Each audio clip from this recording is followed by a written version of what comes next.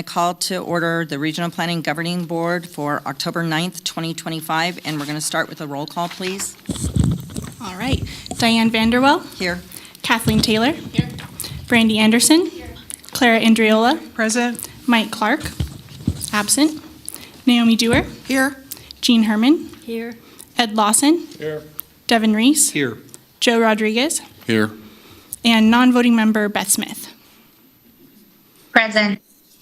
All right. We're all set. Okay, thank you. Next, we'll move to the salute of the flag. And Commissioner Dorr, can you do that, please? If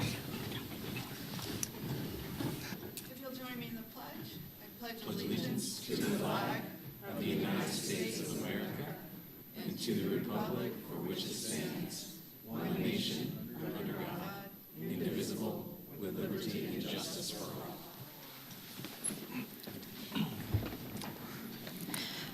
Thank you. Next, we're going to move on to approval of the agenda, but the motioner, if we can please have 7A, we're going to continue that to our December meeting.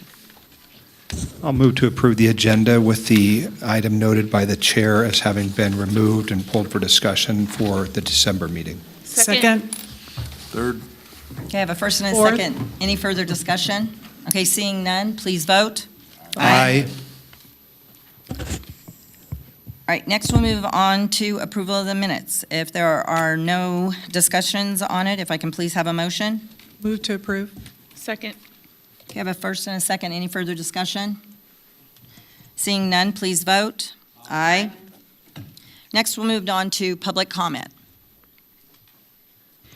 Yes, we have many. So for our first, we have Tommy Holtstill. And our second, we have Nicole Harris, I believe. Tammy. Okay. So is this general public comment or is it on? Okay. This General is for public general public comment. Okay, thank you.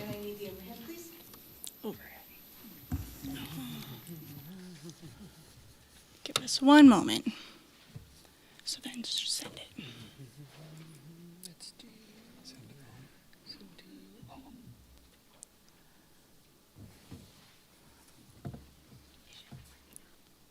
Okay, you're all set.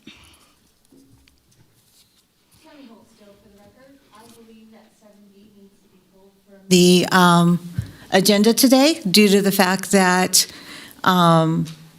somebody, don't know who, did an interview with Colo and gave a misrepresentation of when Stonegate was going to be heard today. Wrong place, wrong time, so that residents were distracted or moved to go to a different place at a different time, so that their voices would not be heard here today, so that there would be not as many people here against Stonegate like there has been in the past. I think it was purposely done, and I think it is a violation of the open meeting law to have this kind of advertisement done to do this kind of thing. There was no retraction done yesterday in the news to show that this was done in error, and nothing was said by Colo yesterday, because I watched and I listened and I looked to state that it was going to be done today at 2 o'clock. So I believe that it should be pushed back and heard another day at a time when the people can be here to do what needs to be done with Stonegate. Thank you. Thank you. All right, next we have Nicole Harris, followed by Becky Flannery.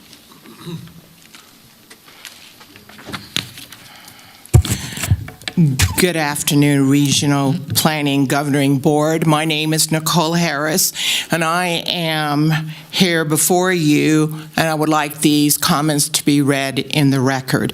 Commissioner Mike Clark wanted to be here, but he has had numerous eye surgeries and was intending to be here personally. However, he is not well, and he does not want to drive on the road coming here.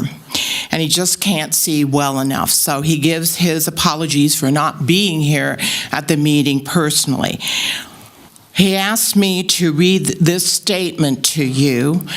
As you know, my name is Nicole Harris, and I'm running Commissioner Clark's re-election campaign. And he wanted me to say he would have supported the developer's appeal because it checks all the boxes. However, he also would have apologized to the citizens of North Valleys because he knows they are passionately against this project. This is what often happens in government, and basically there are changes necessary at the legislative level so that there are less votes like this being needed. So again, for the record, he feels bound. He has to vote for this project when it comes up. But personally, he apologized to the citizens. Thank you very much. Thank you. Anyone else? Yes, next we have Becky Flannery, followed by Donna Gossage.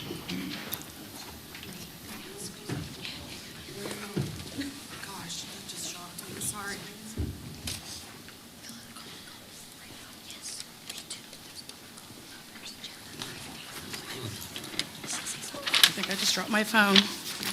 Good morning, everybody. My name is Rebecca Flannery. I'm a resident of Cold Springs. We are staunchly against this change in development. I also just recently read that the school district is 18,000 students low, and to take away housing is not going to help the school district at all, now is it? We do have a lack of water. We are a basin. It is a basin of water. We do not use Tumwa out there. So no matter what studies they do, we do not have the water, especially if they want to bring in the data centers like Stonegate has spoke about. Also, a few of you are on Reno City Council, and I'm pretty sure that you denied the appeal of this development. So I'd like to remind you guys of all your decisions in the past. This is a development that we are not for. We would like a shopping center, laundromat, car wash, some food, not huge industrial overtake of our beautiful lands to take over our wildlife and destroy our community for anybody's greed. Thank you. All right, next is Donna Gossage, followed by Ken Butler.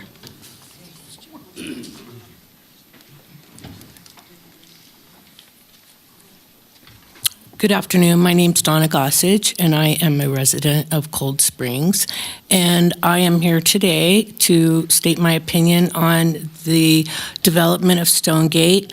I wasn't 100% against the housing development that was proposed years ago that never happened, but I am staunchly against any big warehouses, data centers, for the environmental impact, the impact to the traffic that has just gotten out of control. My 20-minute commute that was a selling point when I moved there is now up to 45 to 60 minutes, including an increase, a large increase in the increases of accidents on that highway due to this massive influx of population. I feel like the planning needs to slow down and be thought out. Do I want to look at another warehouse when I chose to live in a rural area? No. Do I want to look at another giant apartment complex when I chose to live in a rural area? No. Please consider these things when you are making okays on giant databases, Amazon, fill in the blank. Drive out to Border Town and you will see along the way one warehouse after another that you approved. I don't think you would like a warehouse next to your residential living area. It is not conducive to community living. And as the people have stated before, we would like things there that help enrich a community. I don't feel another warehouse is doing that. So please consider these things. Thank you. Thank you. All right, next we have Ken Butler, followed by Wendy B. Burrell. Yes. Rhymes with ravioli. There we go. Hey, my name's Ken Butler. I'm a longtime resident of Cold Springs. Actually grew up there when there was hardly any homes. And the situation that really concerns me the most is that what are we going to do when we decide to move this data center onto exit 83 or 80? Where is all that traffic going to exit Cold Springs off of the Bordertown 83 entrance and clog this whole thing up? 4:30 to 7 o'clock every day, it's a zoo. So in your consideration of letting Stonegate go ahead and do all this craziness and bring in data centers, which we really don't need. We don't need a battery center. We absolutely do not need any more warehouse, okay? Thank you for letting me speak up. Thank you. All right, next up is Wendy, and followed by Barry Levinson.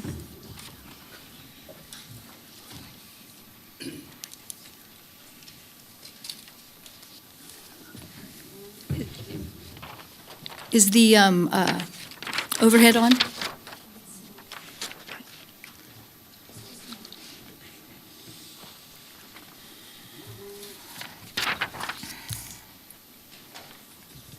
All right, you're all set. Oh, thank you.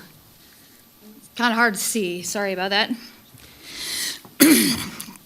I'm going to read because this is the first time in my life that I think everything I have to say I need to get out. Good afternoon, members of the board and the hardworking staff in your team. My name is Wendy Baroli. My family has been in Reno since 1918. I'm a fourth-generation farmer. I have also watched the growth and change that has shaped our beloved biggest little city. And I'm not one of those anti-growth folks. I'm not one of the go back to where you came from, there's not enough room or resources. I love the vibrancy of our region. But I also recognize we have huge issues with funding public services and that there's serious work to do. And I know it needs to be done at the state legislature level. But at this level, I applaud each of you for how you slog through all of these endless meetings, the public haranguing, the constant requirement to have the answers or fix the problem, all with an ever-increasing budget shortfall. But the city of Reno essentially ignored an apolitical agency that the taxpayers pay for, approving a woefully inadequate amendment to replace the plan in place against the public compact that they agreed to in 2018. In 2018, the compact was a new community with services built out over 20 years. Not looming concrete blocking out the views of the mountains, not more warehouse sprawl, and any way you slice it, sub shops and fuel stations with C-stores do not make a community. And that's not resources. And that's the kind of retail that comes along with this kind of sprawl. And of course, apartments for workers, not home buyers. I know it's tough to be you. However, it is the role you asked for, and you told us you could navigate for us, the citizen body. Whether we attend these meetings or not, we entrust you, the elected, to listen to these apolitical planners and experts and apply their wisdom and education for your constituents and our families. Your first charge is to protect us. We are the citizens, we're not clients. We're the workers, we're the taxpayers. And while most of us will never be able to offer you $2,500 for your mayoral campaigns or your coffers, we are the ones with families that navigate our entire lives through the decisions your political term decides. We did not elect you to tell us the rules are so inflexible that you can't hear our voices because we don't understand findings from one planning commission and overlay maps on another and the attributes that all of you have to decide. We didn't elect you to tell us that our voice doesn't matter. The anger, frustration, and disaffection of working people keep telling you the same things over and over. You're not listening to us. While it's true that there are only so many hours in a day, why is this scheduled at 2 o'clock on a work day? How can people show up to explain to you how important this is to them? And it requires a major TMRP board to weigh in. I realize that we are simply here for a zoning amendment change. And for those who do not live in the North Valleys, I encourage you to look at this picture rather than a parcel map or a tiered map. Because what I'm asking for, and I ask you to see, is a long-term vision of homes, not surrounded by choking truck traffic or heat islands or concrete and asphalt. Wendy, I need you to wrap it up, please. I'm wrapping it up, promise. But what instead is something we call place. I have gratitude to each of you for doing this thankless job, but I also want to remind you, no, I want to implore you that what you think about is also missing in government and governance. And that's the thing we call home. It's the moments and memories and the beauty we see that surrounds us. It's the choices you make for our region every single day. Thank you, And those Wendy. inflexible and human components Wendy, of place I do need to be you. You've gone considered over. first, not Thank you. last. Thank you.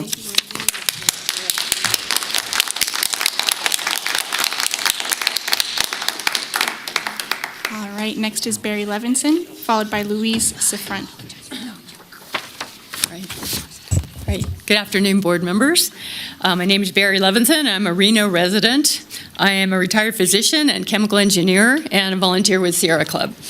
I'm speaking today in opposition to the proposed zoning change for the Stonegate development.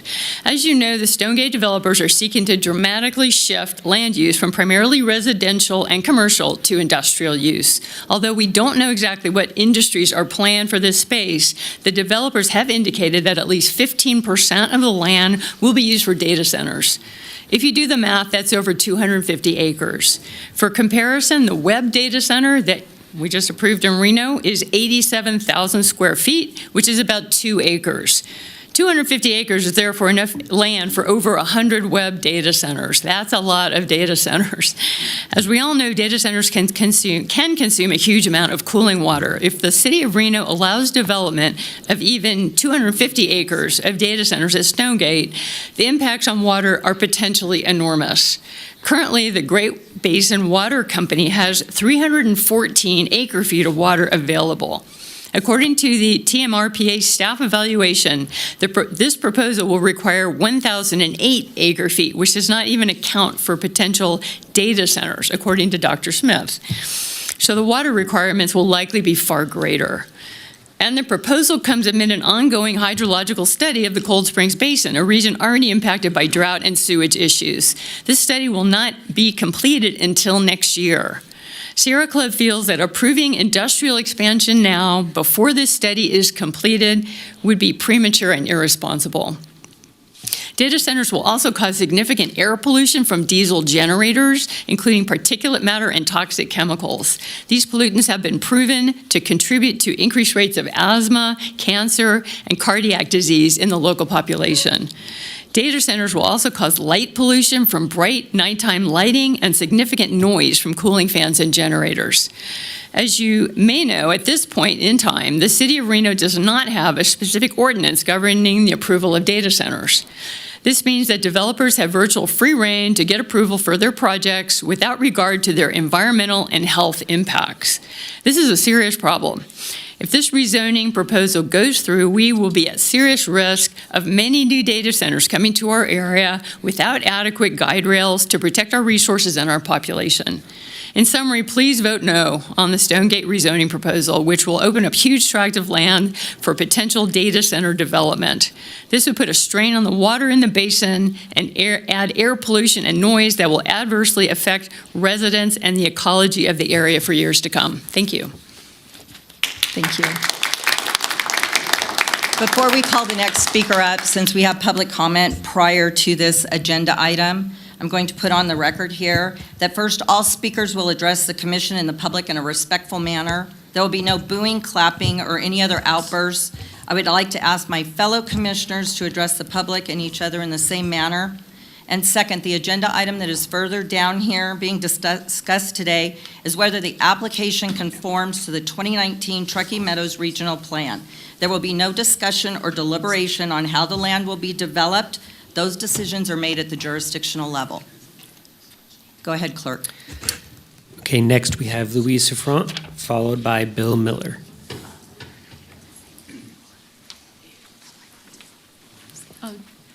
Do you have the overhead for me?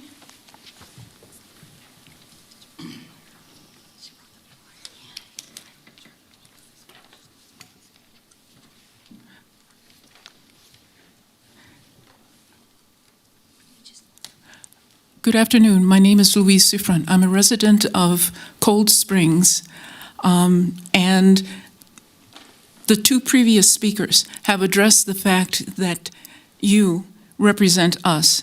You have to understand that we have limited resources in our community. Cold Springs is a community. We already experience a resource deficit as far as housing, as far as commercial identities. But more importantly, I belong to an HOA, live further out in a more modern development. However, my neighbors, for whom I am concerned, live a more rural existence. They have cattle. It's part of the scenic atmosphere of Cold Springs. You're about to consider a data center. And from what I understand, just as an average Joe, the data center takes up huge amounts of water that is unreclaimable. That is the issue. If that's not understood and taken into consideration, you are literally destroying Cold Springs community and the future of Cold Springs community. There's only so much water. It cannot be reclaimed. So please keep that in mind, not only for my little territory of the Reno area, but propositions that are coming out to other areas in the Reno area. Don't take away resources that you can't put back. And if the technology is not there to do that, then you have to put a stop to it. Thank you so much.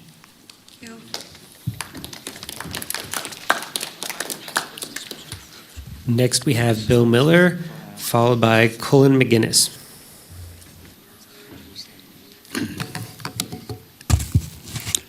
Good afternoon, Council. Overworked, underpaid. Yet I was showing up, listening, doing your job. I appreciate that. I'm Bill Miller. Here's a deeply concerned Washoe County resident that the stampede of data centers be addressed responsibly. As most know, Nevada is the driest state in the nation. We're also on record as having the highest rise in temperature, 7.2 degrees on average and 11.1 degrees in summer. Data centers consume enormous amounts of water. Water we do not have a surplus of.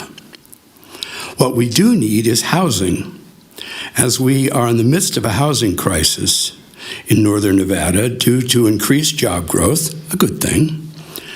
But because of that, housing prices doubled in 10 years in the early 2000s due to this shortage. So Stonegate's original approved proposal still makes sense. 250 acres of data centers does not. Please deny this request to change their plan.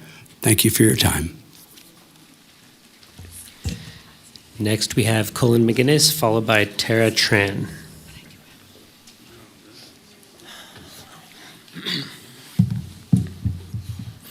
Hello. Good afternoon, members of the Regional Governing Board. My name is Colin McGinnis, and I am a lifelong Reno resident and an organizer with the Sierra Club Toyabe chapter. I'm here today to ask you to reject the Stonegate rezoning proposal on the basis that it is not in compliance with the Regional Master Plan. The Regional Planning Commission heard hours of unanimous testimony from residents who do not want this to go through. People from the North Valleys have made it clear that what they need is housing and public services, not more warehouses and data centers. The Western Regional Water Commission and TUMWA are currently working with experts to study the impact of development on the Cold Springs water basin. There is a presentation regarding this report on today's agenda, and I'm curious to hear from them. However, this report is still incomplete and is not projected to be complete until 2026. So until that time, it seems that we still do not have a full understanding of the impacts that water importation and use will have on the Cold Springs basin, and therefore it is imprudent to approve this project at this time. The issues identified by TUMWA that need to be evaluated include how much processed wastewater can be introduced into the aquifer without creating undesirable shallow groundwater. The likelihood of increased groundwater pumping and/or water importation resulting from the proposal raises serious concerns about impacts to local wells, aquifer sustainability, and potential contamination of water resources that this community relies on. It would be irresponsible planning to approve this proposal until that water study is complete and we have a comprehensive understanding of the effects that industrial development would have on the basin. This is especially true because data centers, in anticipated use of this project, can use as much water as 10 to 50,000 homes. I understand that this agenda item is not about any such data center. However, voting to approve this proposal would be a step in that direction. There are currently no regulations that would limit large-scale, inefficient use of water by data centers in Reno. We hope that the city will show leadership on this issue and adopt an ordinance to protect our communities and resources so that we can have some guardrails when it comes to data centers. While the proponents of this project claim it will use less water, that is based on out-of-date assumptions about water usage associated with general industrial use and is wholly incorrect assumption in regards to data centers.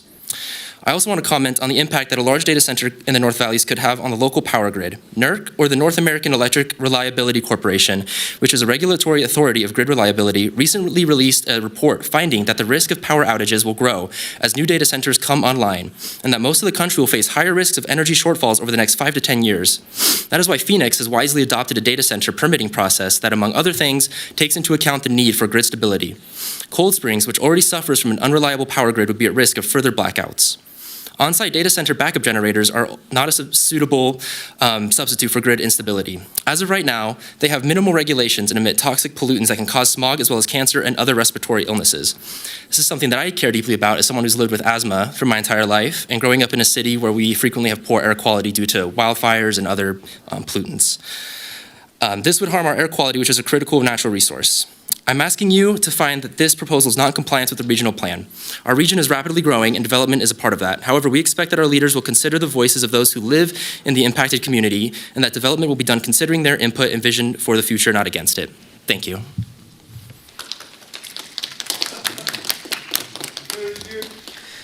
We have Tara Tran, followed by Darian Glenn.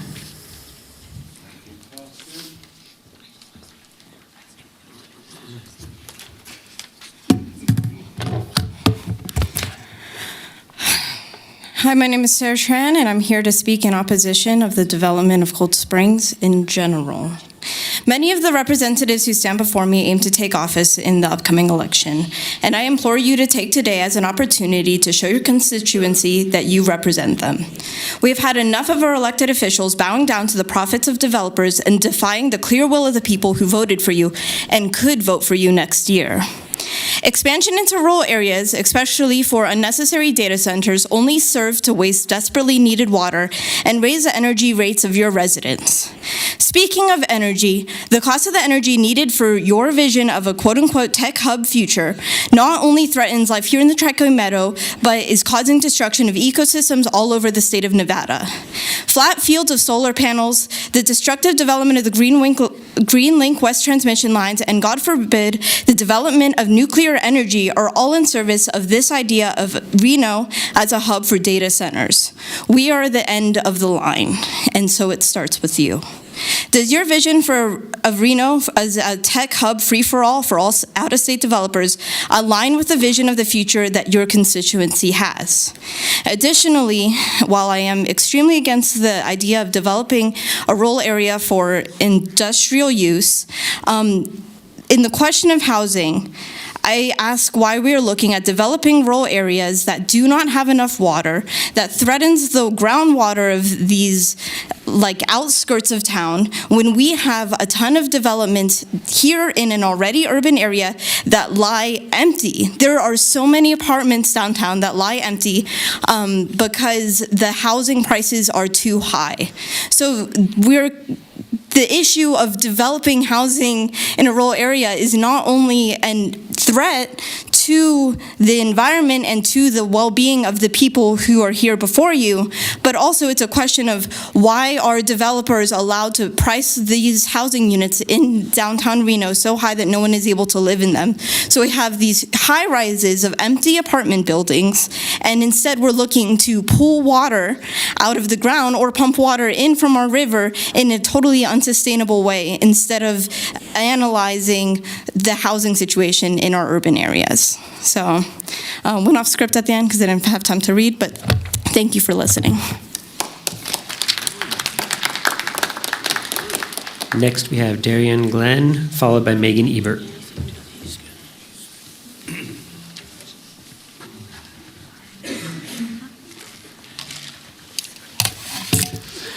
Hello, my name is Darian Glenn. I don't have anything scripted out, but it's nice to meet all of you. I'm born and raised here in Reno, Nevada, and I'm here to speak about the history of the Hines Ranch that cannot be found on the internet. In 1855, this you can find on the internet, Frank and Wilhelmina Hines came from Germany and settled in Cold Springs, where the property served as a working cattle ranch and grazing land before Nevada was even a state.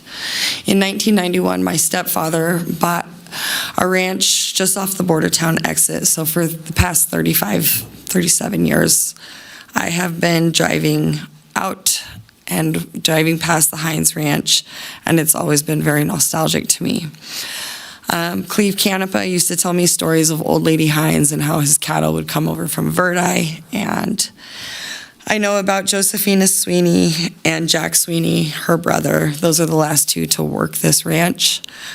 Jack Sweeney was a water witcher, and that's how he knew where the water was coming from. I believe the industrial zoning of this is absolutely a failure to the people of Reno. And I think Old Lady Hines may be rolling around in her grave. I'm sorry for this lack of unscripted speech here. I'm in the middle of my workday, and I have patients to be seen here soon. And I really appreciate your guys' time. If the industrial zoning stops, housing may be a better thing, but I think that we should really consider keeping this as a historical landmark, since it was being worked way before we were all here, and it could be very special. Thank you. We have Megan Ebert, followed by William Headley.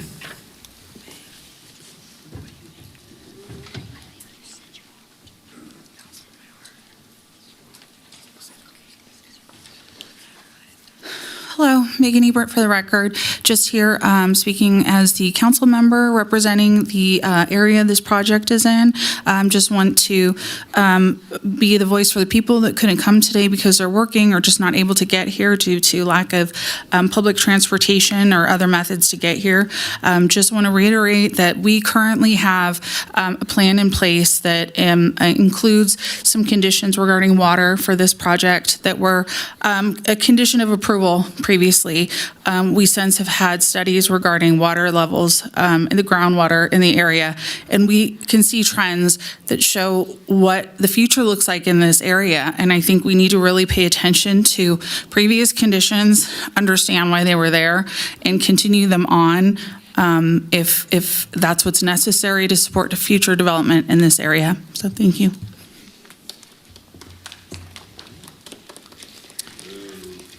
Okay, we have William Headley, and then that is all for in-person. We do have one online digital request to speak card filled out so far. So we have one more in person, William Headley, and then we'll move to online comment. Thank you. I appreciate your time. I don't think I can top everybody's comments earlier. But I do want Mr. to Henley, can you please put your name on the record, make a please? statement that UNR has been investigating water table levels in our valley. At my mom's well since the 50s, and everything has been going good, and in the heaviest of winter seasons, it hasn't had a problem. Now my water table in my well is at 35 feet, maybe 30, and in the winter time it goes up to 20. If you add this additional water from Timwa into our valley, it will flood us. It's not pretty. Whoopies, Swamp Lake, or Silver Lake, whatever you're experiencing. We'll have all them barriers. Who's going to put them barriers up? And the taxpayer has to pay for them for low properties. Okay? Thank you for your time. Thank you. Is there anyone else here that hasn't signed in that'd like to speak? We did receive one more in-person comment. If anybody Okay. else would like to speak, you can still submit a request to speak card in person. After this one, we will go to the online public comment, and then we'll see if we have anything else after that. Thank you. So next we have Autumn Harry, and then we'll move to online, and that'll be Terry Meister. Thank you.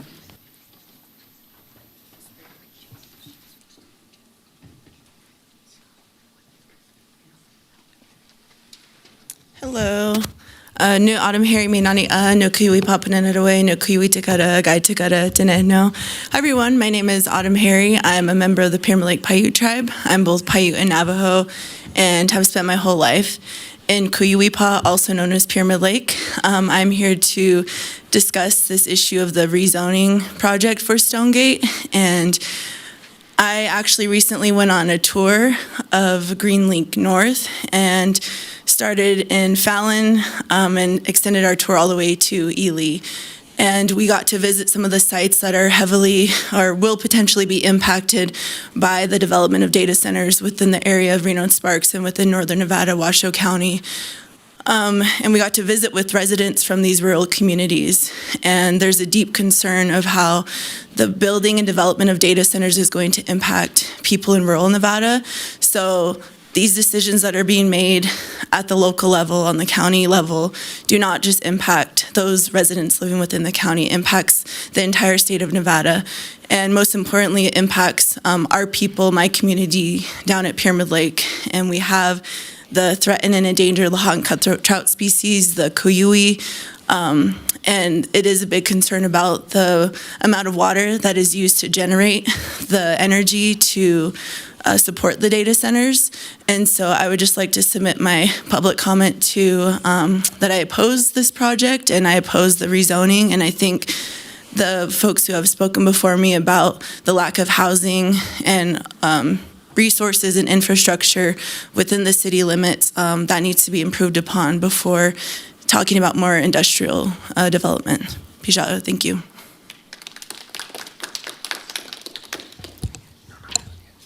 Okay, we are going to move on to Terry Meister, who is online for public comment. Hopefully, Terry, I've tried to promote you to panelist. There we go. Terry, can you hear us? Yes, I can hear you. Can you hear me? Yes, we can. Go ahead with your public comment. Okay. My name is Terry Meister, and I am here to oppose the current plan that is being presented to us right now due to a number of different factors that I've mentioned before in previous comments and in previous sessions. The environmental impacts are not even being thought of in this kind of context. The sewage waters, building sewage systems underneath a dry bed that could cause environmental hazards and catastrophes, our infrastructure with NV Energy and constant blackouts that are occurring with faulty equipment that is not being upgraded or not being considered during this time frame, the traffic implications, the transportation and so on that is not being looked at appropriately in our area. We are basically constantly being put in a situation where we are told that our community is going to be improved. We are told that we are going to get resources out here in Cold Springs. But we are being denied those resources. We are being denied those community improvements. We are being overlooked continually. And it is ridiculous to me for us to even contemplate putting industrial centers in our area with the state of things.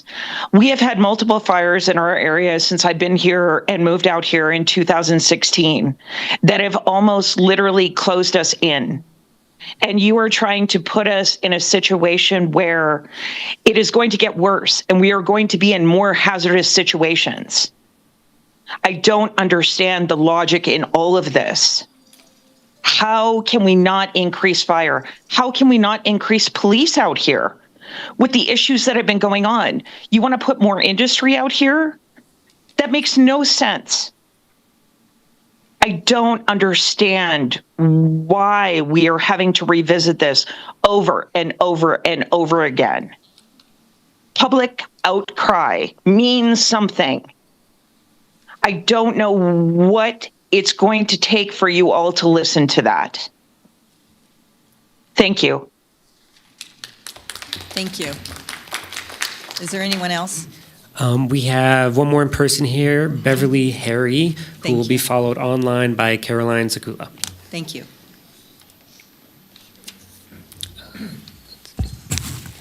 Good afternoon. Thank you for listening to me. For the record, my name is Beverly Harry. My daughter and I are the founders of River Justice and have worked throughout the riparian corridor for more than 35 years.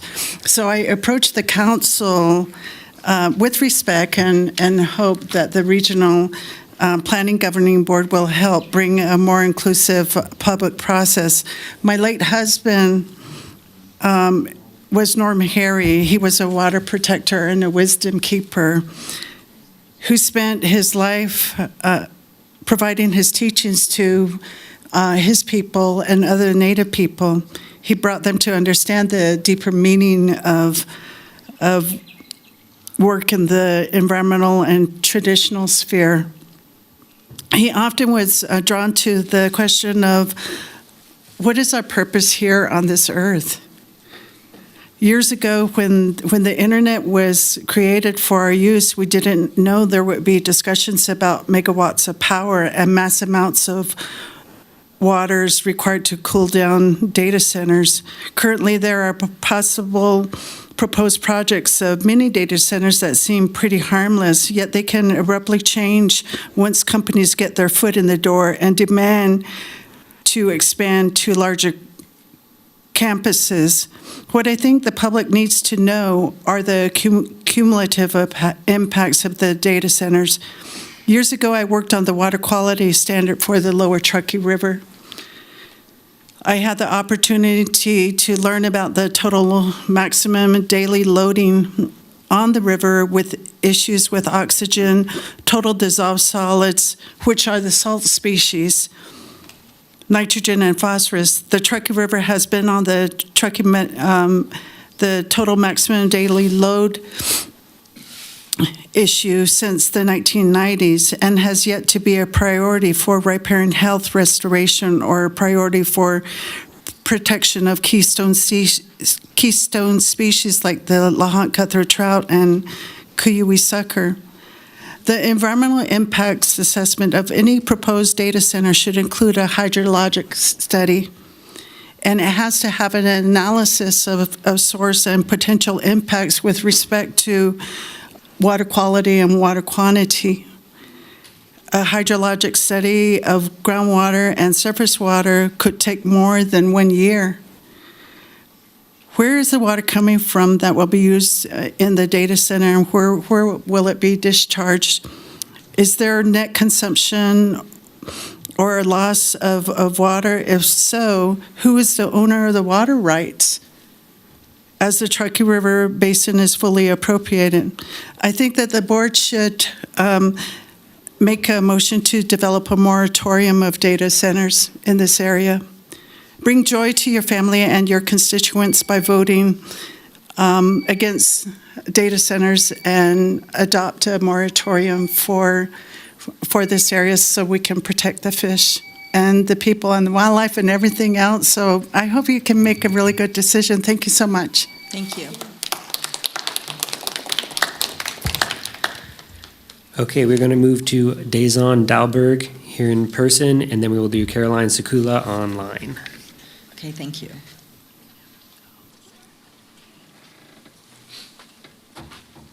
Hello, I'm Dazon. I'm an environmental engineering student at UNR, and I think you guys just want to consider as a whole the situation and look at it as the rapid growth of all industrialization all over the globe, and we're seeing all the environmental impacts. And I want to not make Reno a spectacle, of the negative impacts that your decisions could really bring, and just consider the future and the efficiency and the sustainability of this area. Obviously, the public is not here to speak in the numbers that might be the impact that you might need as the voted officials, but just consider not being a spectacle for the future, because, you have been voted in, and we would like to vote you in to make the decisions for us in the future. And as a whole, I think that the sustainability of these big industrialization, and it's inevitable, but it doesn't need to be so close and on top of these heritage lands, and just really consider your choices. Thank you.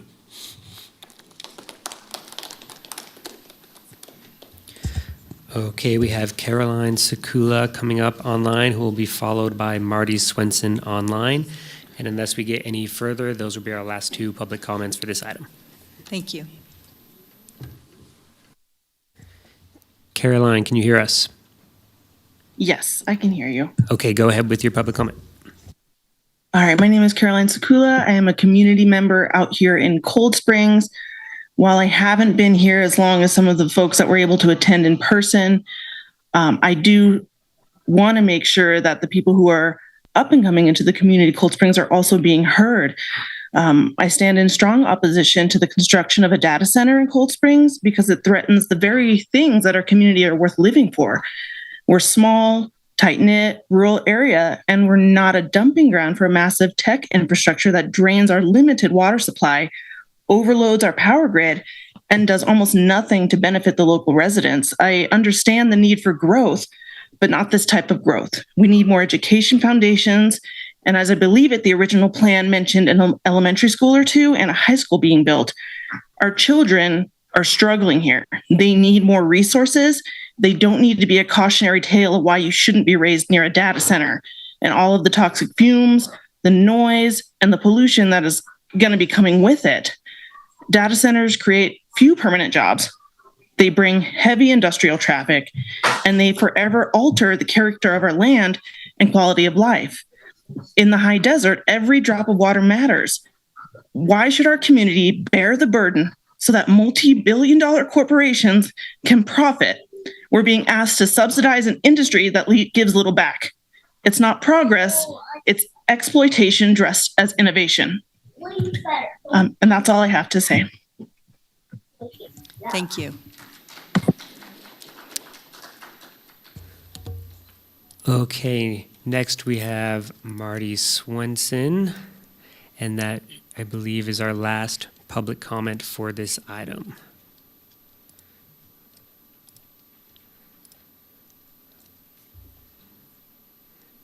Marty, can you hear us?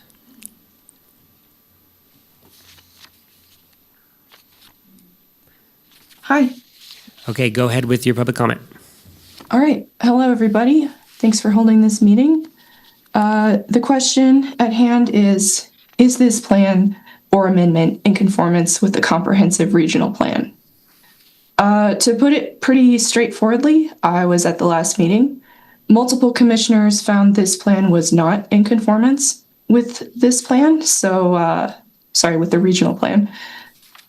Given the fact that multiple commissioners have already decided that it is not in conformance, I believe that the best decision you could make today is to decide against this. Looking at your website, a proposed plan in conformance with the comprehensive regional plan is not in conflict with the comprehensive regional plan if it promotes the goals and policies of that plan. So here are some goals. Quality of regional living. You have unanimous public comment against this development. I would argue that that quality is not being provided to the community if everyone is coming out against this development. Natural and environmental. I know we're not deciding on the land use today, but the potential land use put forward is not beneficial, environmentally speaking. Economy. I would argue that data centers are perhaps a good investment in the short term, but not a good investment in the long term for our community. I don't think that they provide a large amount of jobs. Costs and efficiency, as far as that goes, I think it'll be more efficient for the developer. I think it'll be less efficient for the community as a whole. We're getting less out of this because they're putting less into it, essentially. Equity and diversity, you're building warehouses. Is that what you want to see next to your house when you go home every day? I don't think so. And then engagement and decision making. You have almost unanimous public engagement that says, no, I don't want this, for hours at every meeting that this has, been under question for so far. So I would encourage you to decide against this project, and that's my comment. Thank you very much. Thank you.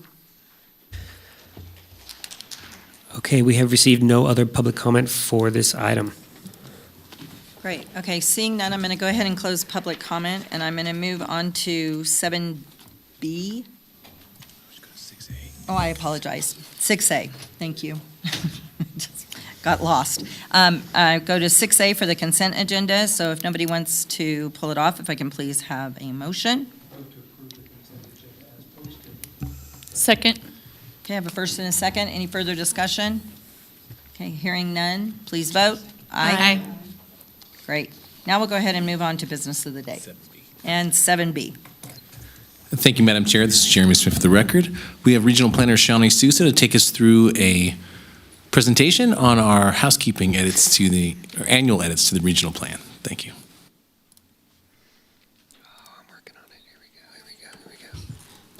Okay, hi everyone, Shawnee Sousa, Team RPA for the record.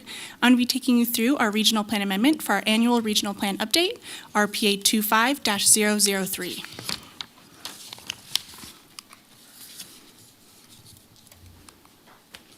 Okay, so for our annual review and update of the regional plan, as you're all aware, 2024 regional plan adoption was on December 12th, and that was our 5-year update, which is more comprehensive. And this is more our annual update, so it's where we do our annual corrections, clarifications, more of our housekeeping items.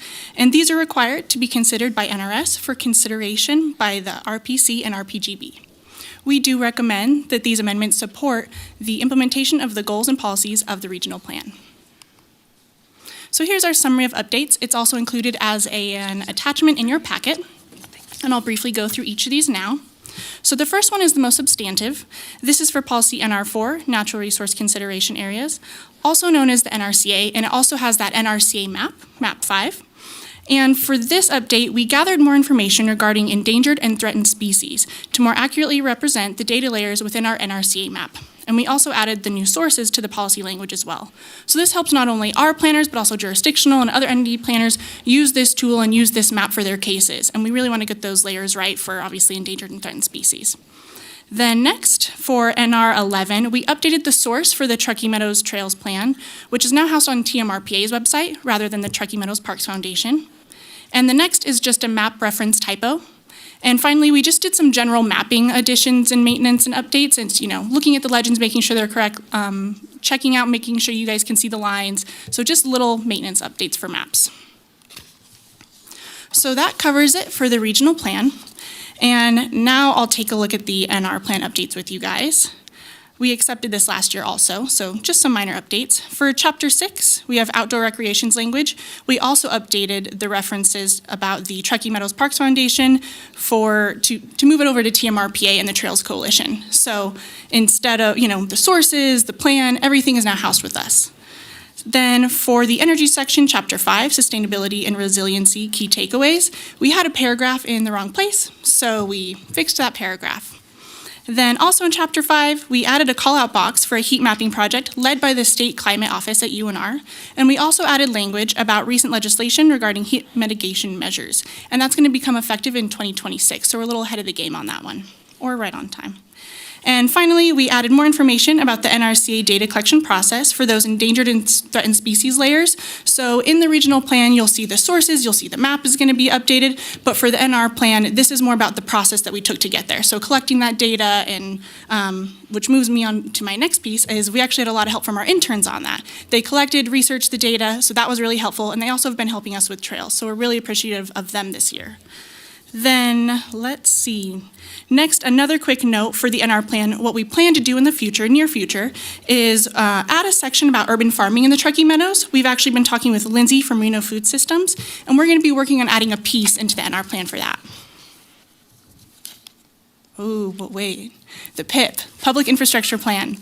Almost forgot, so the cover over to the bottom left, we're gonna be bringing the document as well as the dashboard at your December meeting.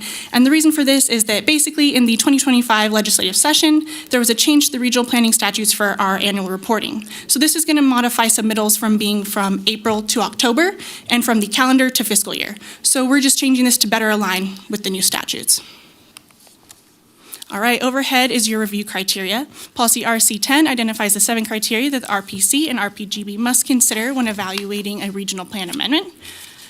And we do not anticipate that this impacts any of the criteria listed in the policy, but rather provides better clarity and accuracy that will benefit the health and welfare of the community.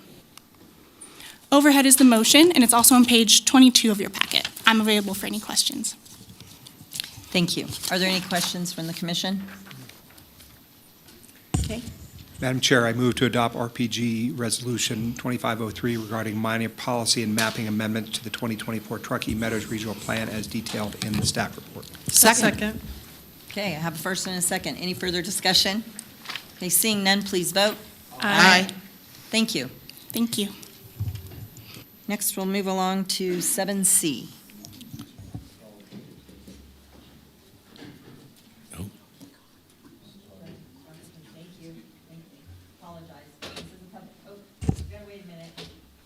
Hearing item, so.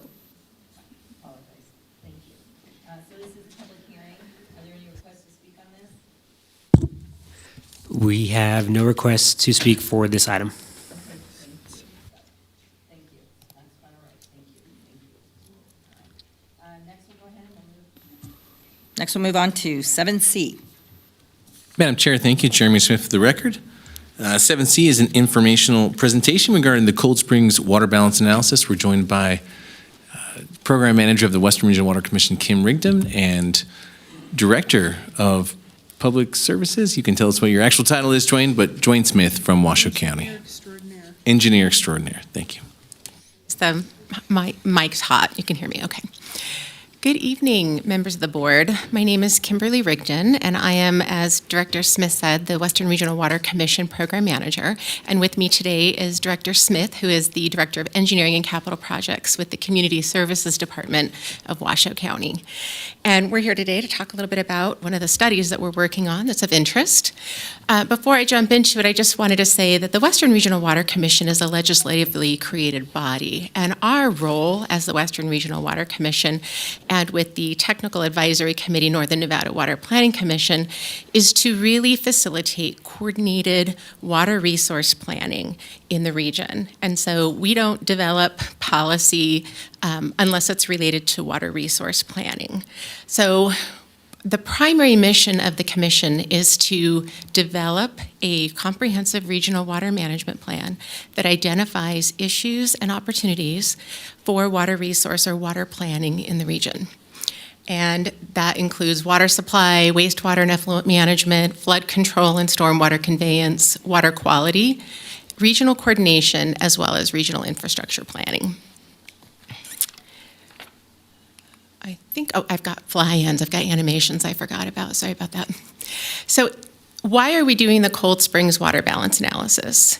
This is a closed basin, and the Northern Nevada Water Planning Commission prioritized studying the basin to make sure that we're appropriately planning for facilities and water in that area with regards to all the various topics of planning.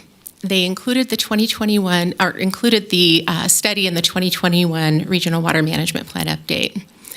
They prioritized funding a study in 2022 and made that recommendation to the Western Regional Water Commission.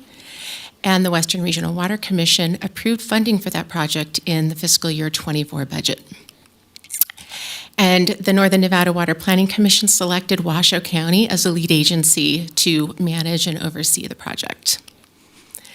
And Washoe County has selected Stantec to perform the analysis.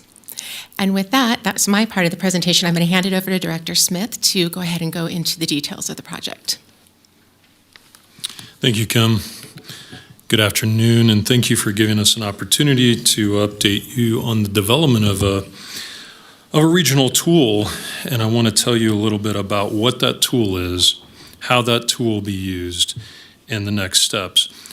I did just want to start off real quickly and just set the stage that this project, this tool, is not a project-specific tool, and I've heard some of the public comments suggesting that this might be related to this particular development that's on your agenda next. I just wanted to be real clear that this is a regional tool, and we're starting in the Cold Springs Hydro Basin. Our intention and plan is to take the lessons learned from this effort and apply that to other closed hydro basins in the area. East Lemon Valley, Swan Lake, West Lemon Valley, Silver Lake, other areas as well. So I just wanted to make sure that we were all on the same page. So again, I want to just briefly go over with you what the tool is, how we're using it, what the next steps are, and I appreciate giving us this opportunity because I think it's very apropos. There's always challenges with existing and new developments. And those challenges, a lot of times, as Kim was very accurately saying, come around the issues of water, wastewater, recycled water, stormwater, groundwater, and surface water. The coordinated I should say the collaborative cities of Reno and Sparks and Washoe County, the Truckee Meadows Water Authority, and all the other agencies as well, do a good job planning, studying, conditioning, and we also do a good job applying those lessons learned as we move through new projects. And again, not just for new projects, but also for how we look at our existing projects, because all these things have to work hand in hand.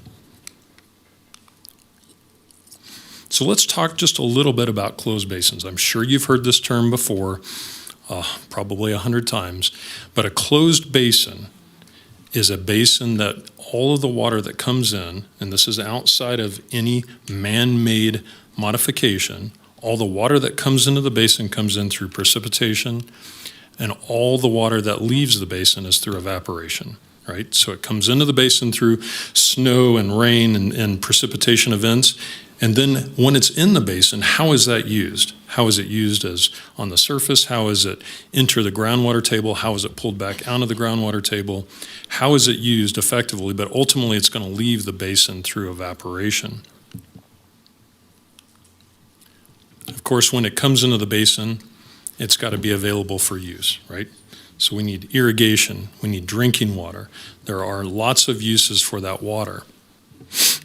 In this Cold Springs area specifically, there's a lot of domestic wells. There is a regional water purveyor in the Cold Springs Basin specific. That is Great Basin Water. Wastewater. So what do we do once we get the water into our homes, into the system? Well, we usually use it, and through that process, we modify it a little bit, and then we need to treat it and successfully manage that water. That's done either on site with septic systems, which are our septic systems in the Cold Spring Basin. Washoe County is the wastewater purveyor. We own the Cold Springs Water Reclamation Facility. We own and operate that. Stormwater is also a challenge. Of course, stormwater is that, what do you do with it when it hits the ground? Where does it go? How is it managed? In closed basins, there's usually the bottom of a closed basin, which is usually some type of playa or lake. That is White's Lake in the Cold Springs area. So how does that stormwater manage before it gets to that place? Well, homeowners associations are conditioned to maintain their infrastructure on site. Washoe County has roadways in the area, so we have roadside ditches that are also part of that conveyance network, and certainly there's also private stormwater infrastructure. So to help us, respond to these kind of changing conditions, we need tools, right? So we have existing tools. We use these tools all the time, both surface water, groundwater tools. Great Basin Water Company uses groundwater modeling tools to help understand what the current state of the aquifer is.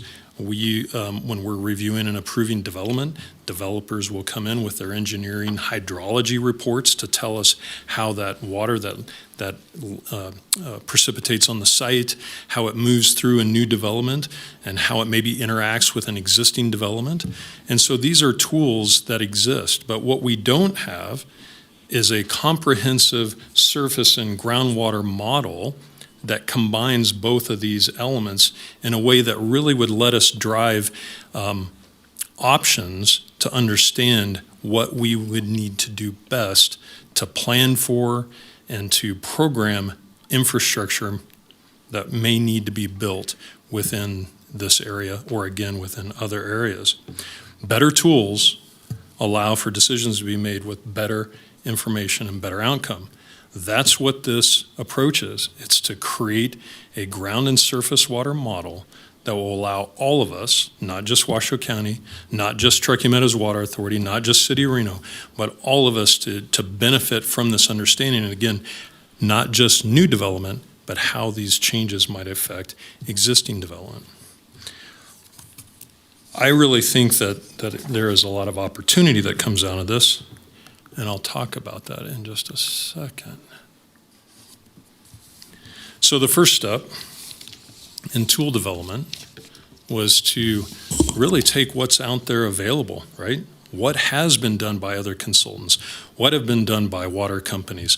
What's been done by Washoe County or the City of Reno, et cetera? So we took, through Stantec, as Kim said, we hired Stantec to lead this effort. So they were tasked with pulling all this information together. This takes time. Once we brought all that together, we had to make some initial determinations about what the scope of this is going to look like. We had to look at historic conditions. We had to look at things like what's going on with Washoe County's rapid infiltration basins for the Cold Springs Water Reclamation Facility. How does that interaction occur? And of course, once we get the model built, now we have to run scenarios. We have to determine what those scenarios are.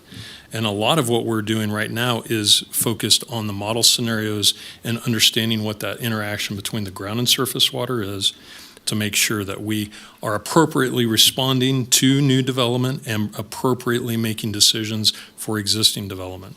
So we're pushing the model. I'll talk a little bit about that a little bit more in just a second.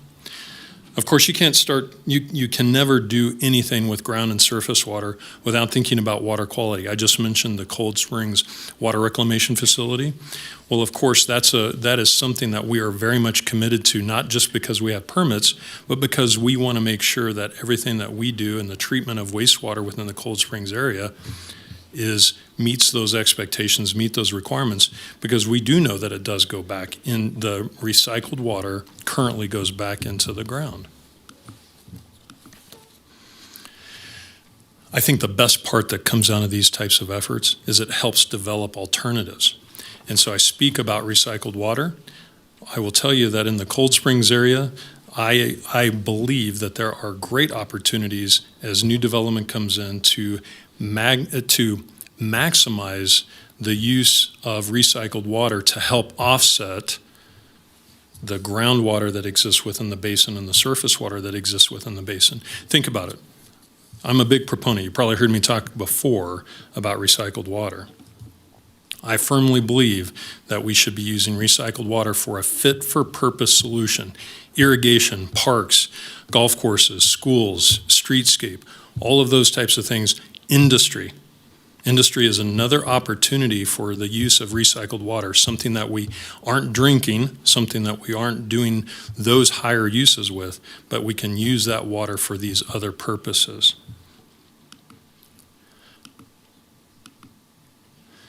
Well, we can't get into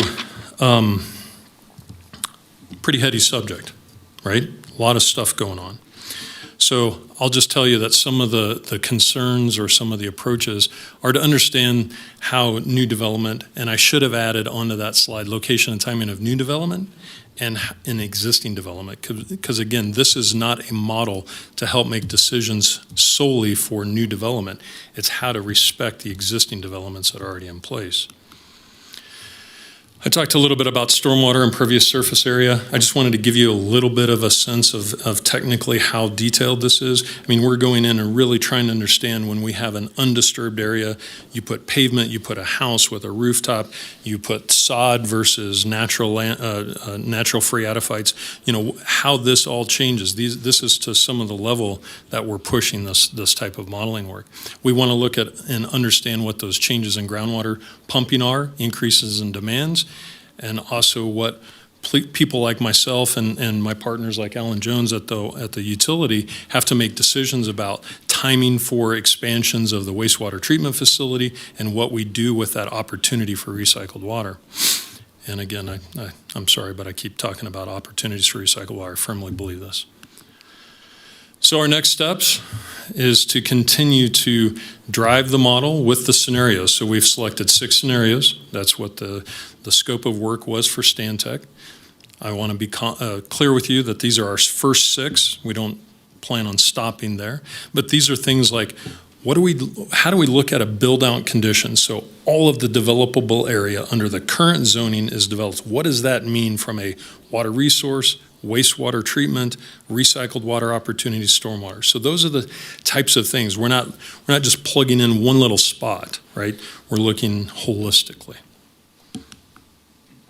Again, you can't, I want to be clear, we make very good decisions as staff now. You have high-quality staff in all the organizations, but we can make even better decisions, and those better decisions may translate into infrastructure savings.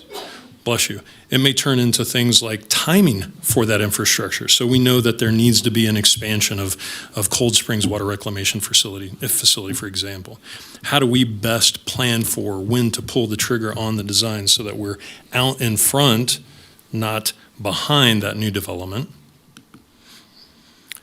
Again, I want to be clear that this development of this model is not specific for Cold Springs. This is where we're starting, but our full intent is to go into our other areas as well. So I think this is really, and I appreciate Western Regional Water Commission funding this, and I appreciate Kim, managing this in this way that really does drive that all the utility providers, the cities, et cetera, can benefit from this approach. Thank you. If you have any questions, Kim and I are here to help you. Thank you. Any questions from the commission? I don't have a question, but I just want to thank Ms. Rigdon and those who also serve on the Western Regional Water Commission, that many are here, really devoted to this work. And thank you for clarifying, Mr. Smith, too, that this is not just Cold Springs, this is the bigger picture, and it's not for any particular project that we're talking about. It's really for future planning and being able to specify that the quality of staff that we have in all of the jurisdictions and right here with the body of staff with the regional planning are exceptional and really do a great job to make sure that we follow all the rules, we're compliant, and we're not being irresponsible with planned growth and also the growth that we have. So I'm a big proponent of the recycled water, so I don't know if we want to start a recycled water club or we give ourselves a name, but I'm sure all of us are supporting that. So thank you for your hard work, Ms. Rigdon, and for managing the project, and thank you, Mr. Smith. Thank you. Commissioner Dorr, and then. Okay. Thanks for being here. Great update. I've been on the Regional Water Planning Commission for, I think, 11 years now. I've seen all our presentations, and I'm wondering, how far into the planning effort are we, would you say, 50% of the way, or? Yeah, Commissioner, Councilmember, I would say that because we have selected the scenarios, so Right. we're at least 50-60% into Okay. the And process. then, as part of that, I think that you assess the perennial yield based on the state engineer, what their work was, the USGS, what their work was. Do you have a sense of what that is? I've seen reports, but I didn't know if you were starting from a certain perspective or Council- trying to reevaluate what they did. Certainly, Councilmember, I didn't come with all the facts and figures. Sure. The technical staff is really leading that effort, but there have been meetings with the state, and certainly as we move through the scenarios and we identify things, again, the idea is that this is regional. This is something that we can all benefit from, and we're going to need to have that input. And I think what you're really asking for is confirmation. Right. And so that piece of it is certainly part of our process. That's what I was wondering. And I was wondering, the basin, that are you looking at multiple basins or just the one? We started with Cold Springs, Yeah. and our full intent is to move next into the Lemon Valley area. That's where I'd like to go. With Stantec also? A separate effort? Well, the whole idea was that we built a model and training staff so that we can use this model. That's really the purpose and the function. And one more question. Would the work that you do as a result of this project feed back into, the state engineer is the ones that got to make decisions based on what they think the perennial yield is and how much it can withstand in terms of additional withdrawals. And I just wondered, would this then go to inform their decision-making? How would it be used is what I'm really getting at. It may. It may. I couldn't speak for the state engineer exactly how they would take this information, but certainly I can imagine that there would be interest and they would want to be at the table and have those discussions. Yeah, best available. Always Right. best available. Right, so they Yes, wouldn't yes. reject it or disregard it likely. Okay. And as I recall, the reason that we decided to do this project in this place versus any other place in Washoe County, which we cover the whole county with the project, is that there were concerns about the water availability, how water moves through this basin. There's a lot of demand for development. And isn't that the rationale why we picked this basin to start with versus others? Absolutely. Yeah, so there are major questions, and I'm really looking forward to the results of the study. So thank Yeah, you. We look forward to sharing those. Okay. Thank you. Any other questions from the commission? Okay, we do have someone that's wishing to speak online. No, in person. We have In person, one. I apologize. Yes, that's all right. So Okay. Tammy holds still. Perfect, thank you. Yes. Do you have one online too? Oh, okay, okay, that's fine. Perfect. That's okay.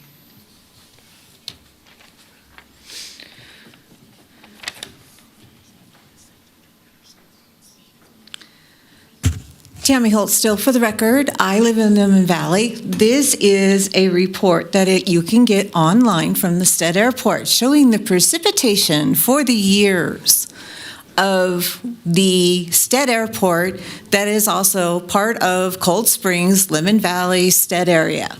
You can see the amount of the annual waterfall on this one column right here. We are a dry area. We do have some major waterfall at times in a year's time, but for the most part, we are a very dry desert. We are considered the high desert. That's one of the reasons why everybody's saying a data center is not a good thing. High desert, okay?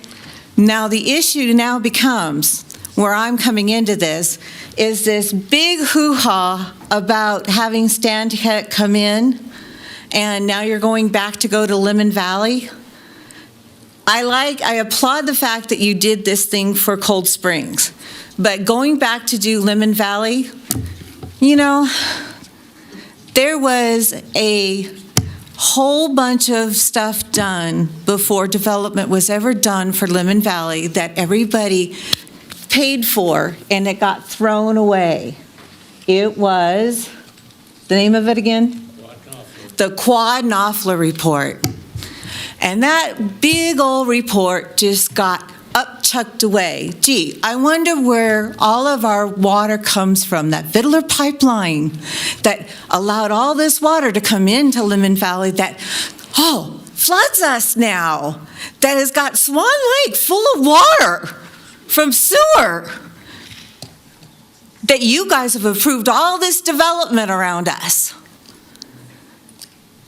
Okay? That came from you guys. That came from all of you. And now you want to do it to those Cold Springs people. You didn't listen to us in Lemon Valley, and that's why I'm here representing these people now. Because you don't listen to the voice of the people. You take the money from those representatives over there, and you don't listen to any of us. I stood before you many, many, many, many times and told you you're not doing the right things. many times, and you don't listen. You just keep marching right on ahead. We know what's best. You guys don't know what you're talking about. But yet you flooded a whole bunch of citizens, and you paid for it. You're doing it again. Stop what you're doing. Do it right. Thank you. Anyone else? Yes, we have one more, Louise Sifront.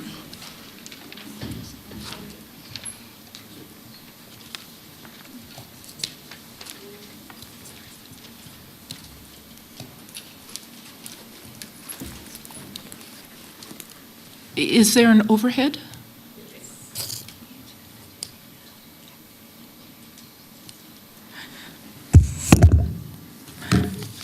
Hello again. My name is Louise Sifront. I'm from Cold Springs.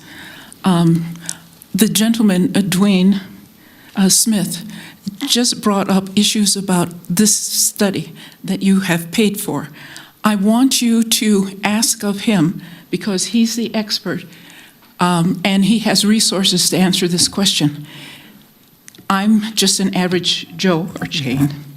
And my question is, during his presentation, he did not mention at any time recycling the water from a data center.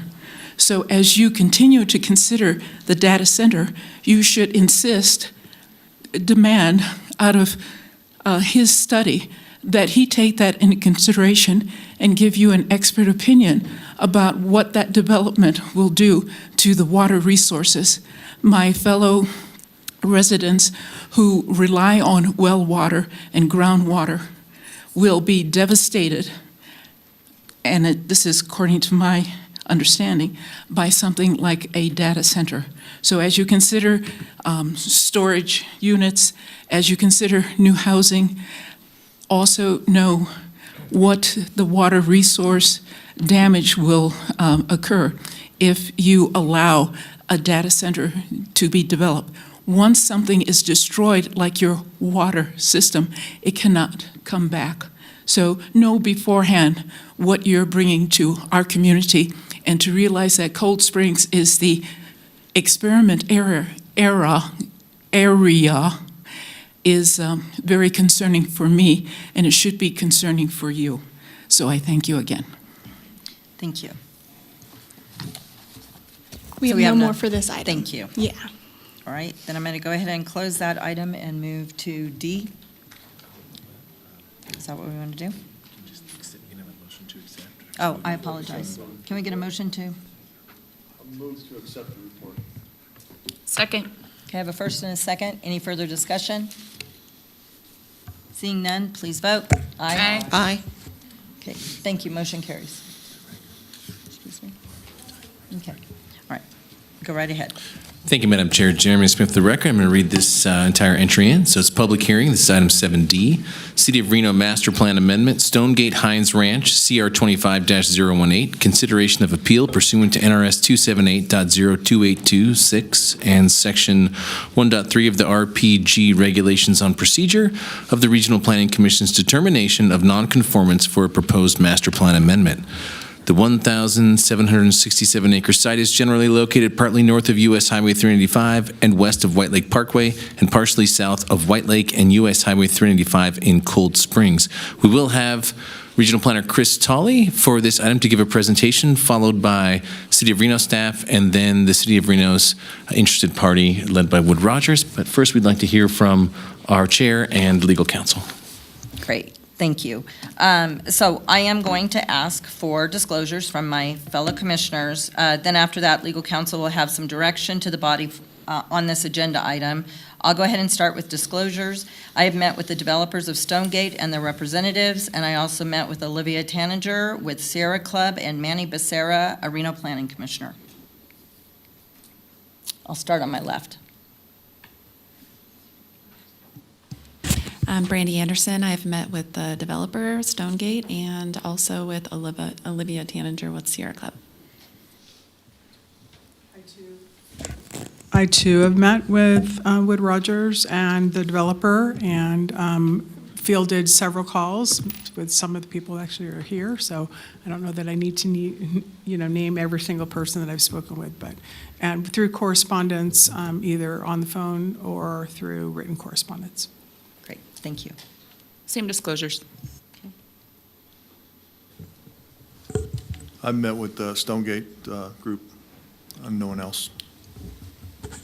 Thank you, Madam Chair. I have met with the members and director of the Sierra Club on several different occasions, as well as the developer and their representatives, and also, I think that's it. Great, thank you. Thank you, Madam Chair. I've also met with the developers virtually and some other fellow elected colleagues as well. Hi. Naomi Dewar. I met with the representatives of the developer and the developer themselves. Thank you. No disclosures. Thank you. Next, we'll have legal counsel. Thank you, Madam Chair. Jessica Prunty for the record. First, I wanted to mention that this is a regularly scheduled meeting of this body as approved in your advance schedule in December of 2024. As you have historically done so, you've always met on the second Thursday of every even month at 2 p.m. The time and place of this meeting was duly noticed and the agenda posted absolutely in compliance with the open meeting law. This is a body, and you probably have heard legal counsel over the years mention this, of special and limited jurisdiction. In other words, you have to act within your governing statutes and within the rubric of the regional plan in making any decision before you. The matter before you today is whether or not the decision of the Regional Planning Commission that the City of Reno's master plan amendment did not conform with the regional plan was correct. This will necessarily entail you to determine whether the City of Reno's master plan amendment conforms with the regional plan. This body is not here to determine whether the City of Reno's approval of the MPA was correct itself. That is a decision of the local governing body made under their master plan, their ordinances and code and applicable laws. In conducting your conformance review, your statute requires, the governing statute requires you to determine if the MPA is in conformance. It is in conformance with the regional plan if it does not conflict with the regional plan and if it promotes the goals and policies of the plan. Within the plan itself, policy RC9 requires that there are 5 factors to be considered in determining whether the MPA is consistent and compatible with the plan. And regional planning staff will walk you through those factors. You may not consider the merits and deficiencies of the MPA in a manner other than necessary to reach your conformance decision and whether or not the Regional Planning Commission was correct. If you determine that the MPA is not in conformance with the regional plan, and if you agree with the Regional Planning Commission's determination of nonconformance, please specify the parts of the MPA that you find do not conform and why. Please be prepared to state the factual basis supporting your conclusion and refer to the specific plan policies and which goals are not met. I'm available for you if you have any questions throughout the process. Thank you. Thank you. Go right ahead. Excuse me. Good afternoon, RPGB members. Chris Tolley, Team RPA. This item is introduced as a consideration of an appeal of the Regional Planning Commission's determination of nonconformance for the proposed Stonegate Hind Ranch amendment to the City of Reno Master Plan, in that case number CR 25-018. Oops. For this item, as prefaced by Dr. Smith, we'll get a presentation by myself with the regional planning perspective, City of Reno, and then the appeal presentation from Stonegate Hinds Ranch, and then that will transition to RPGB questions of staff and other presenters for this, as well as public comment, and then finally the RPGB deliberation for this item. To give the timeline and background for this particular item, both at Team RPA and the City of Reno, the Reno City Planning Commission considered the item at their April 2nd meeting, and that resulted in a technical denial of 3 in favor and 3 opposed. That is a recommending action that the Reno City Planning Commission took, and that was transmitted to the Reno City Council, who considered the item at their May 21st meeting. And there they moved or they adopted the proposed amendment, and that vote was 4 in favor, 3 opposed. And at that point in time, the case materials were submitted to TMRPA for consideration by the Regional Planning Commission. And that item was initially scheduled at the July 24th Regional Planning Commission meeting. And at that meeting, or for that particular item, regional planning staff did recommend that the proposed amendment to the City of Reno Master Plan, as well as the project of regional significance, conforms with the Truckee Meadows Regional Plan. That item it was continued that night to allow for additional information to be shared with the RPC, and it was continued specifically to August 4th. And at that meeting, the RPC did determine that, and this was a technical denial, did determine that the proposed amendment to the City of Reno Master Plan did not conform with the regional plan, and that was a motion to find the project in conformance with the regional plan. That vote failed by a vote of 5-4. The necessary vote for conformance at the RPC is 6 affirmative votes for a motion to find it in conformance with the regional plan. After that, the City of Reno was notified about the RPC's determination. And then on August 15th, the Stonegate Hines Ranch Land Company did file an appeal with TMRPA in regard to the RPC's determination. And then the Reno City Council at their September 11th meeting did consider the objection, and that process is spelled out in the Nevada Revised Statutes, as well as the Regional Planning Governing Board's regulations on procedure. And they did not object to that determination, and that was largely based off the pending appeal that was filed by Stonegate Hines Ranch. And that gets us to today. To go over the project, as most are probably aware, this is located in Cold Springs and is both north and south of US 395 and west generally of White Lake Parkway. The subject site is approximately 1,767 acres in size. It is entirely within the City of Reno city limits and also the Tier 2 regional land designation. And we are considering this under the 2019 Truckee Meadows Regional Plan, and that is based off the date that it was submitted to the City of Reno for consideration, which preceded the adoption of the 2024 Truckee Meadows Regional Plan. We'll go over the next slides quickly because we have a few devoted to this, but we have the existing land use plan, again, existing land use plan on the right-hand side, as well as the acreages of the various land uses. And then we have the proposed. The highlight here, looking at these maps, is that it's going from essentially residential development to largely industrial, this is the proposal, largely industrial development with a component of residential. And the highlights for this particular, looking at the existing and proposed, when you look at the there's approximately 1,023 acres that are currently residentially designated.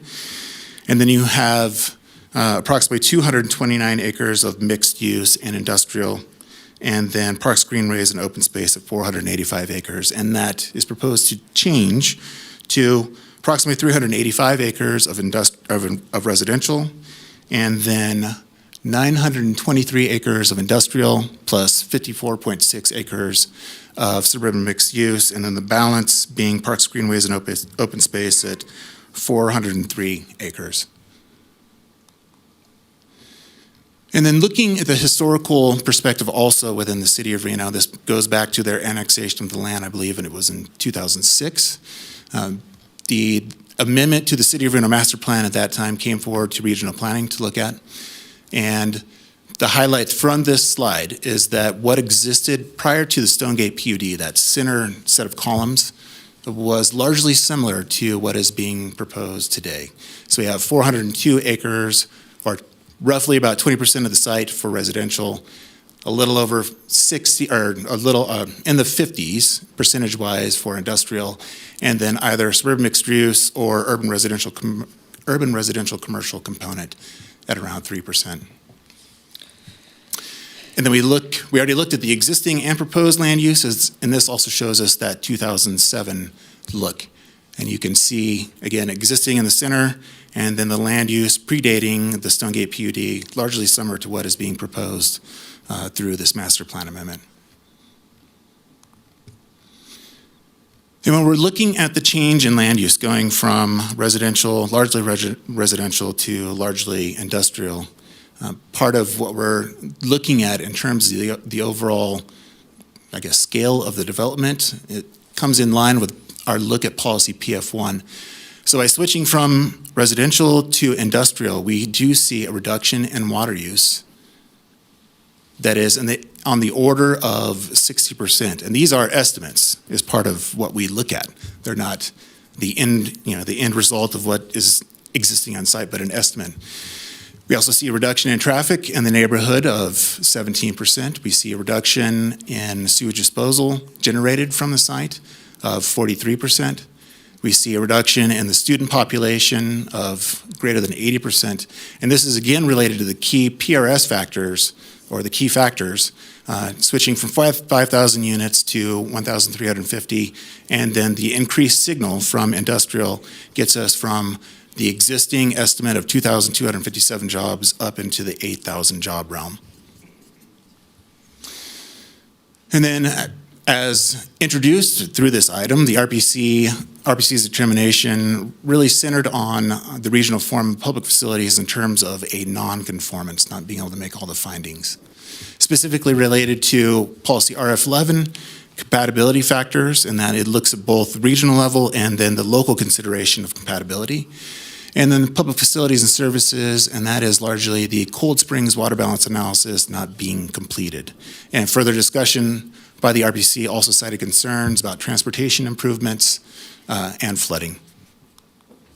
So with that, that does conclude my portion of this. We have the two motions, actually four of them, here. I'm going to pass it off to City of Reno staff to present on their portion, and then it will go to the Stonegate appeal presentation.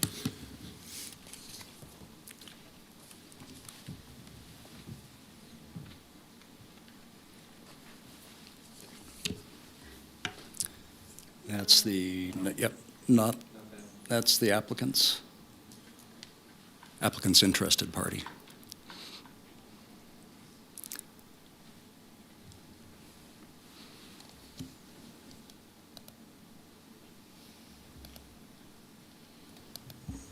Give us just a moment.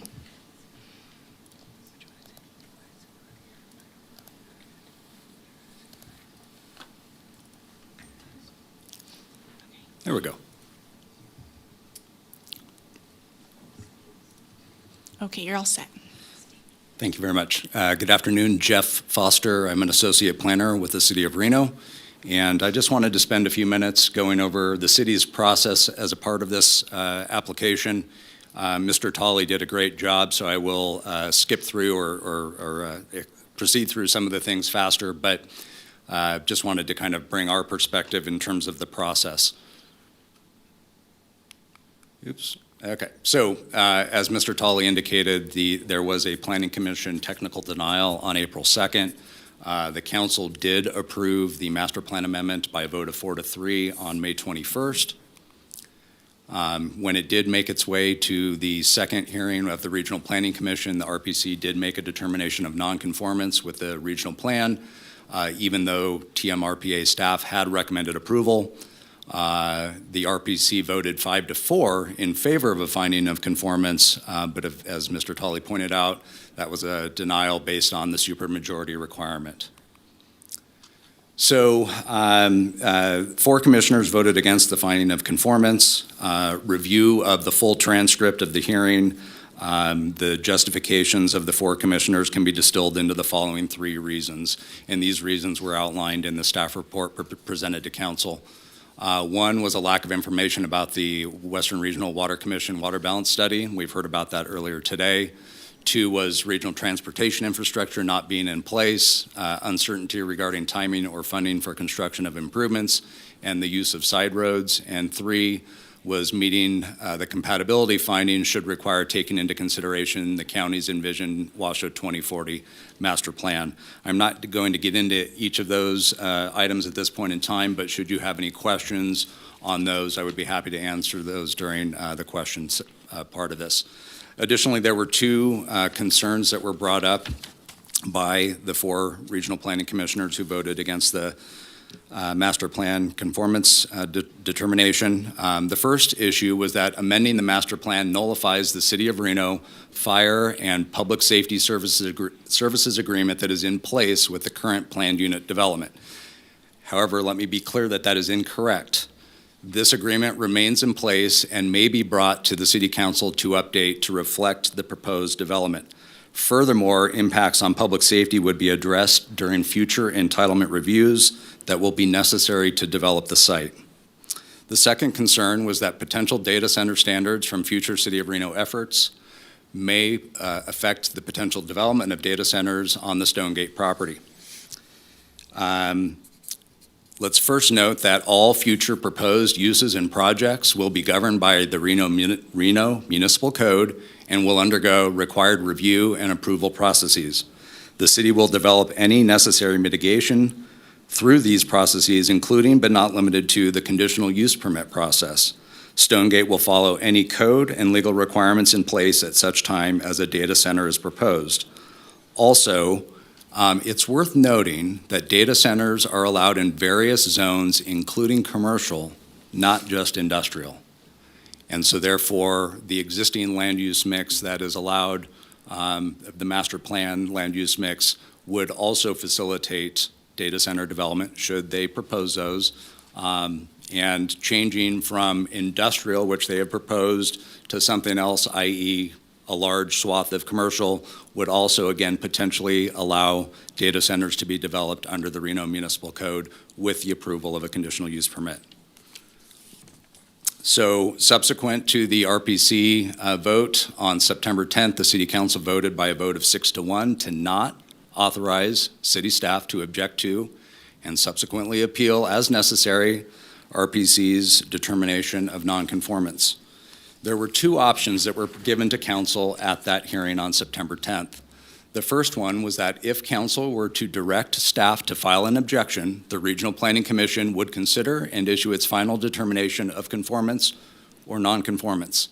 That decision could then be appealed to this body as necessary.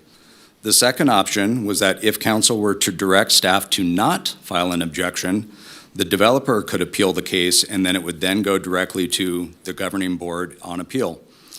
So at this point, I would like to indicate that the council's vote of 6-1 to not object or not authorize staff to object to the Regional Planning Commission's vote was not a change in heart in terms of the council's original vote, but was rather a recognition that the fastest way to get the item to the Regional Planning Governing Board was to select option number 2 and allow the applicant to appeal it directly. And that's all I have for you, and I'm available for any questions. Thank you.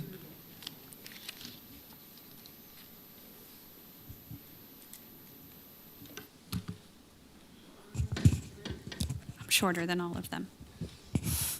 Good afternoon, governing board members. I'm Stacy Huggins, a principal planner with Wood Rogers. On behalf of the developer Hines Ranch Land Company, the real party in interest in this case. Both regional staff and Reno staff did a great job summarizing this, so I will try to be brief. There's a lot of duplication, and I appreciate you giving me the opportunity to repeat some of it, but I think it's important to get it all out there. So 20 years ago, Hines Ranch, aka now Stonegate, was annexed into the city of Reno as part of a larger annexation effort. You can see that on the screen there outlined in the black dots and dashes, the area that was annexed. Following annexation, the property was master planned primarily as industrial with limited residential and commercial, again, as depicted on the exhibit on the screen. In 2018, a PUD for 5,000 homes that included commercial, industrial, and open space was approved. Between 2018 and 2020, Stonegate worked tirelessly on plans and studies trying to bring the PUD to fruition. However, in 2021, the economy changed following COVID. There were higher interest rates, infrastructure became very costly, and it was difficult to get materials delivered to the site. And development slowed down significantly, actually stopping this project from moving forward and making the PUD economically unfeasible to develop. Fast forward to 2024, Stonegate is modifying their development concept in an effort to better align with current market demands. Looking specifically at Cold Springs for a little bit more history, the PUD would have added 5,000 homes in an area already planned for an ample supply of residential. As you can see on the screen, there are several PUDs that are already approved and adopted within the county, as well as some straight zoning parcels that are in the city of Reno. Those top three residential uses equate to about 8,000 units that are already approved or pending in the Cold Springs area. The addition of Stonegate with the rezoning, that would be 1,350 residential lots, brings us up to just shy of 10,000 lots in the Cold Springs area. And I think the piece to take away from that is the data on the bottom, which came from Washoe County's assessor and building permits, shows that in 20 years, in less than 20 years, there's only been 934 new units developed or constructed in the Cold Springs area. The proposed master plan amendment will allow a balance of jobs and housing instead of Cold Springs just being a residential development. Through the process, we heard quite a bit about community outreach and that the Stonegate team did not do an adequate effort in outreach. I want to just point out that as part of the master plan amendment, we are obligated to host one developer-funded neighborhood meeting. We hosted 3 of our own neighborhood meetings and noticed residents significantly more than required, as you can see on that exhibit. We went out nearly 10 times the required noticing radius. We also attended the required Ward 4 NAB, where we presented the project again. Each of those developer-hosted meetings were 2 or more hours long and included significant questions and answer periods with the attendees. We also met with Councilmember Ebert multiple times to talk about the project and explain the community benefits. While the proposed plan has not changed as a result of those meetings, it's unfair to say we haven't met with or listened to the community.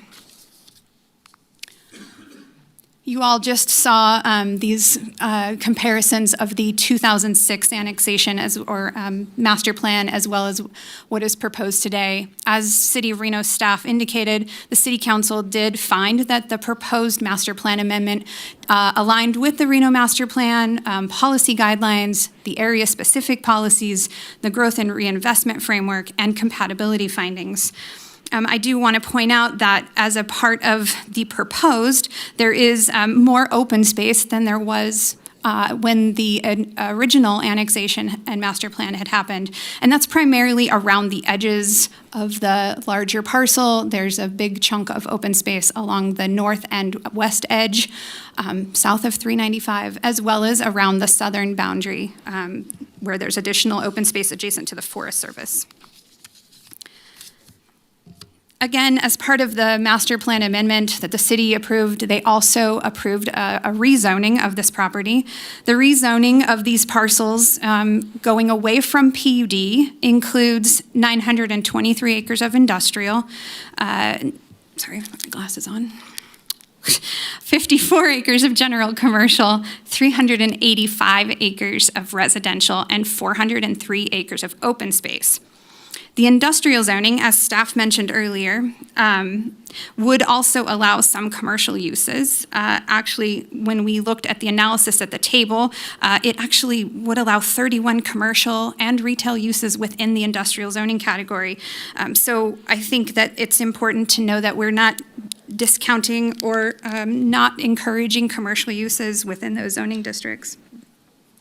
Specifically, under the rezone, in terms of what we might see, I mentioned earlier, different from the PUD, the rezone would allow 1,350 dwelling units that would be a mix of residential, some single-family detached, possibly attached, possibly multifamily, with a varying mix of lot sizes.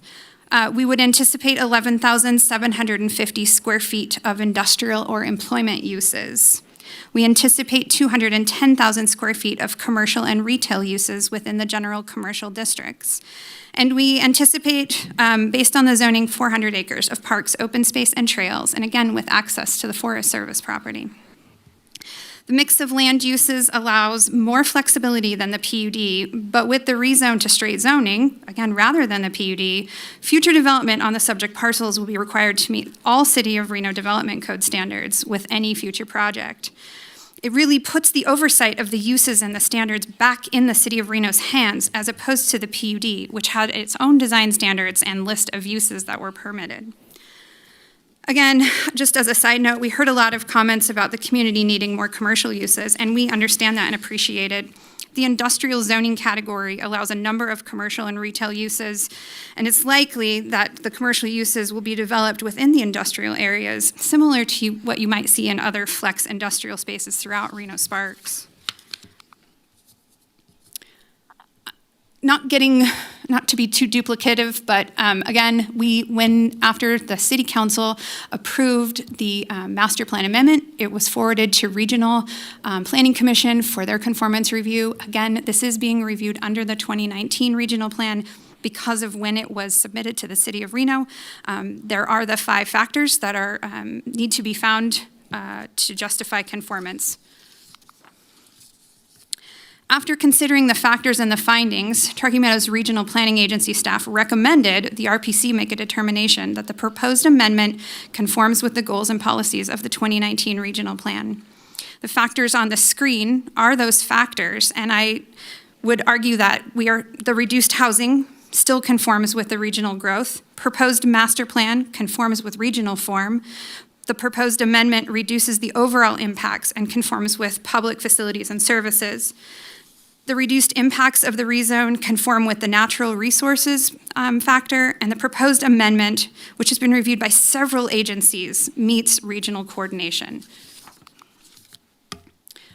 Looking specifically at the RPC conformance review of the MPA, as both regional staff and City of Reno noted, it required a supermajority vote from the RPC. That meant 6 votes of yes and 3 votes of no. And at the RPC meeting, we received 5 in support and 4 opposed.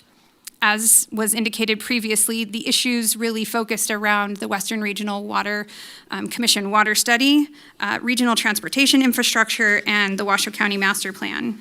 They also cited concerns with the public safety agreement and the data center standards. Following denial, as you've heard, Stonegate filed our appeal as permitted by the regional plan.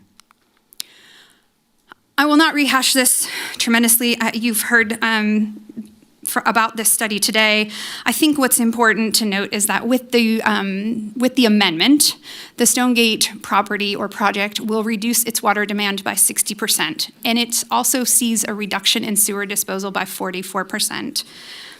It's important to remember that this study is not to decide if development occurs, but to manage water resources, and is not specific to Cold Springs, except that it was an appropriate starting point, as we heard from Mr. Smith earlier. The study analyzes water importation, wastewater disposal, and stormwater runoff, all of which have actually been addressed already by the Stonegate developers in anticipation of developing the Stonegate PUD. The RPC felt this study should be completed before any development or land use amendments in the area are approved. But keep in mind that no other amendments have been denied pending the outcome of this study in this area. The second issue is a lack of regional transportation infrastructure. Under the proposed amendment, total trip generation is reduced by 18%. This is not only because of the change in use, but also takes into consideration reverse commute as a result of jobs staying in the valley, keeping more traffic in that area. That said, several transportation improvement projects are underway or planned in the area, including, as you all know, the NDOT 395 improvements, which were designed assuming the PUD traffic generation. Also, the White Lake Parkway US 395 interchange, which will help with freeway flooding in this area. Again, the RPC felt regional transportation projects should be complete before any development or land use amendments in the area are approved. And again, no other amendments have been denied pending planned RTC or NDOT improvements. Finally, in terms of the findings, issue number 3 is Washoe County's master plan was not taken into consideration. The city sent the initial submittal of the master plan and the rezone to Washoe County Planning for review and feedback. Washoe County staff responded with comments regarding compatibility of adjacent land uses and requested a 100-foot buffer around the northern shared boundary, which you can see there in that screen on the right. So we adjusted our initial request to include that 100-foot buffer around that edge between the county's boundary to the north and the boundary of this project. The change was made, and Washoe County followed up, confirming the revision satisfied their concerns.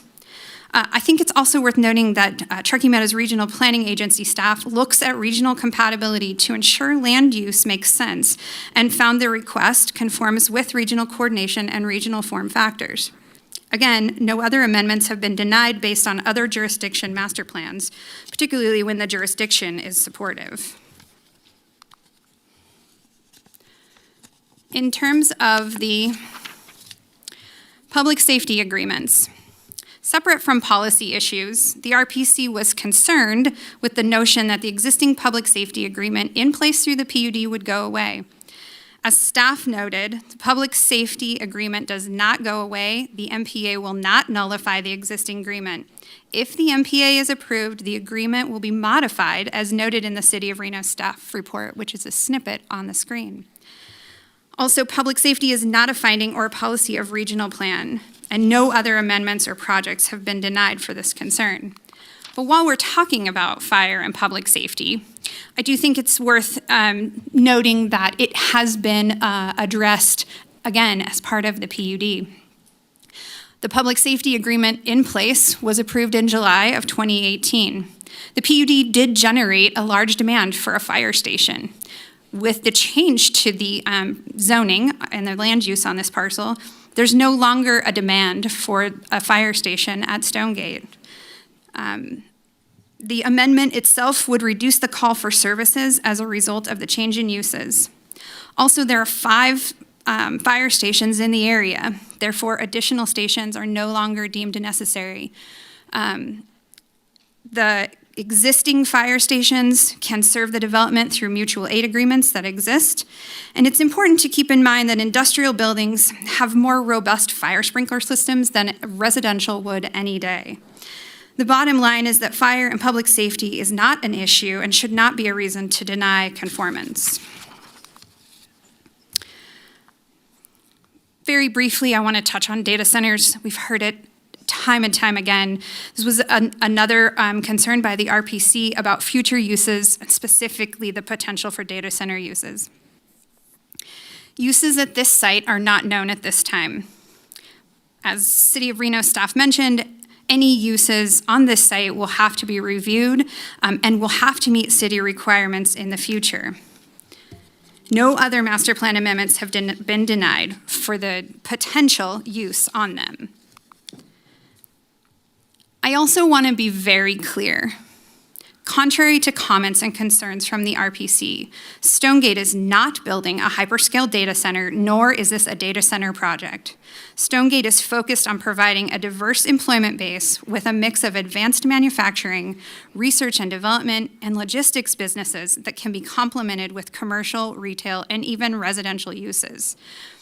As staff mentioned when they did their presentation, under the Stonegate or the PUD's current land uses, you could anticipate the possibility of approximately 200 acres being used for a data center. We're not doing that. Let me clarify again, this is not a data center project. But when future uses come through, they will have to meet City of Reno standards.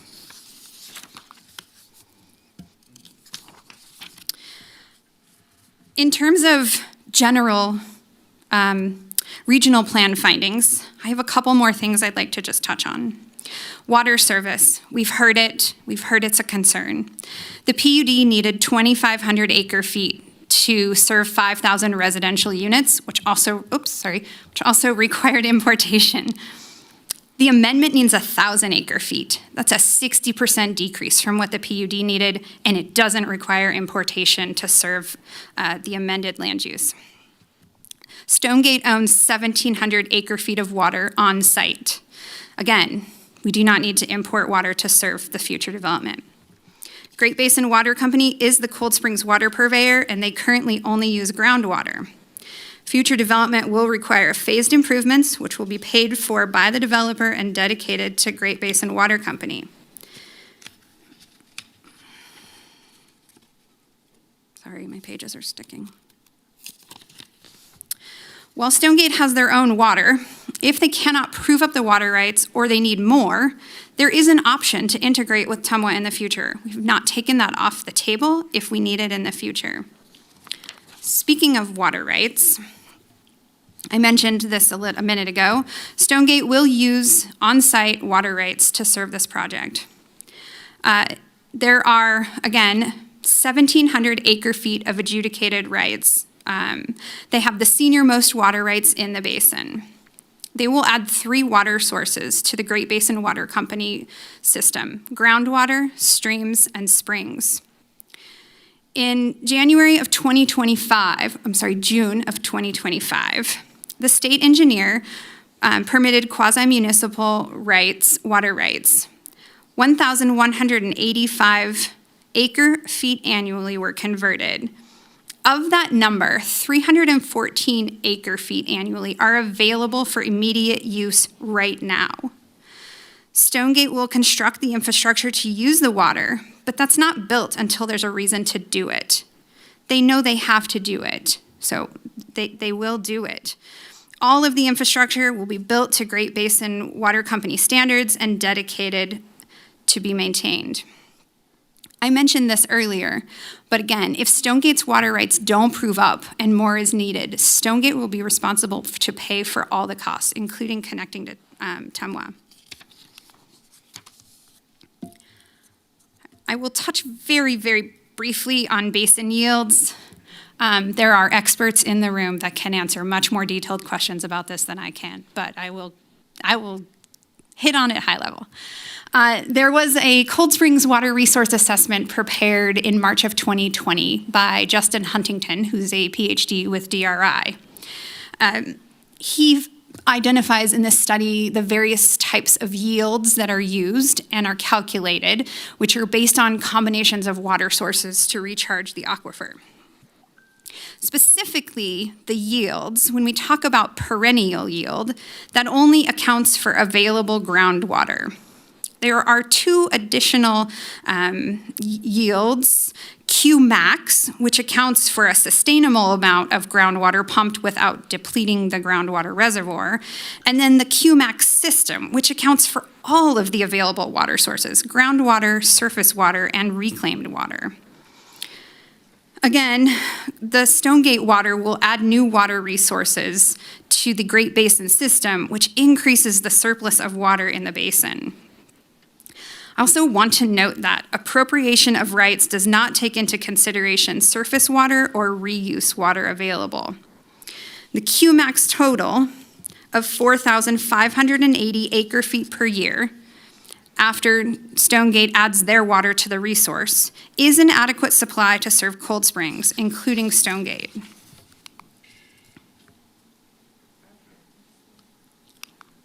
Sorry, it won't advance. There we go. In a different vein of discussion, wastewater service, again, addressed as part of the PUD. It's already been planned and accounted for with Washoe County. As part of the initial efforts in 2021, plans to treat wastewater for the PUD were addressed. Under the proposed amendment, the sewer disposal is reduced by 44%.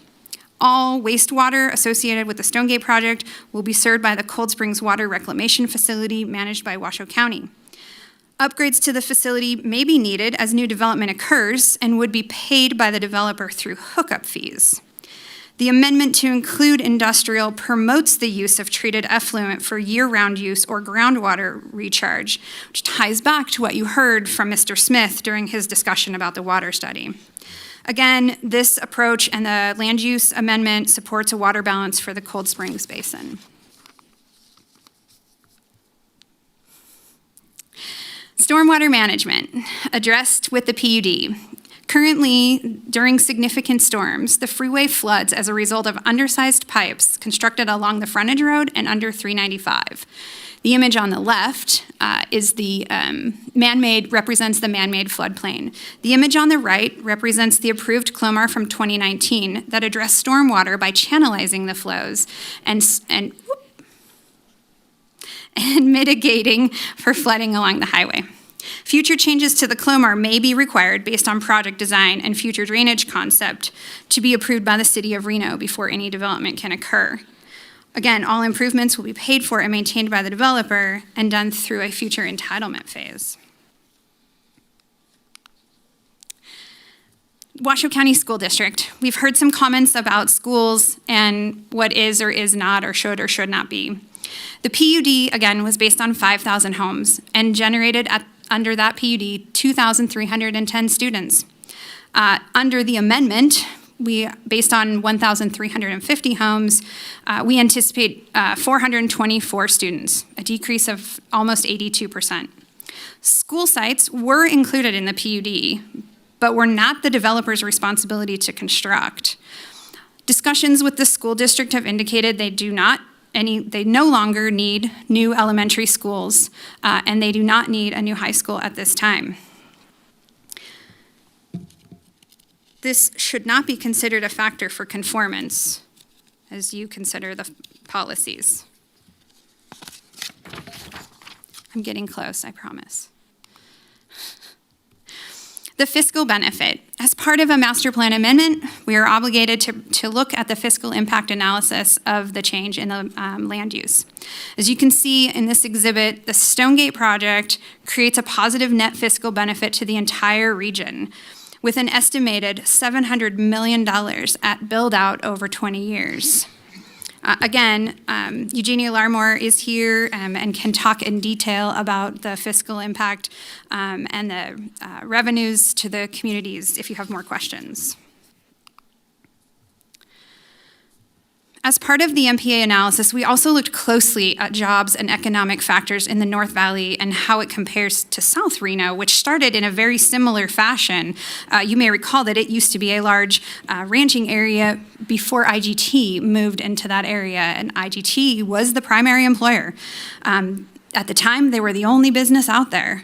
But today, when we looked at the demographics, the number of people in South Reno is about the same as the North Valley.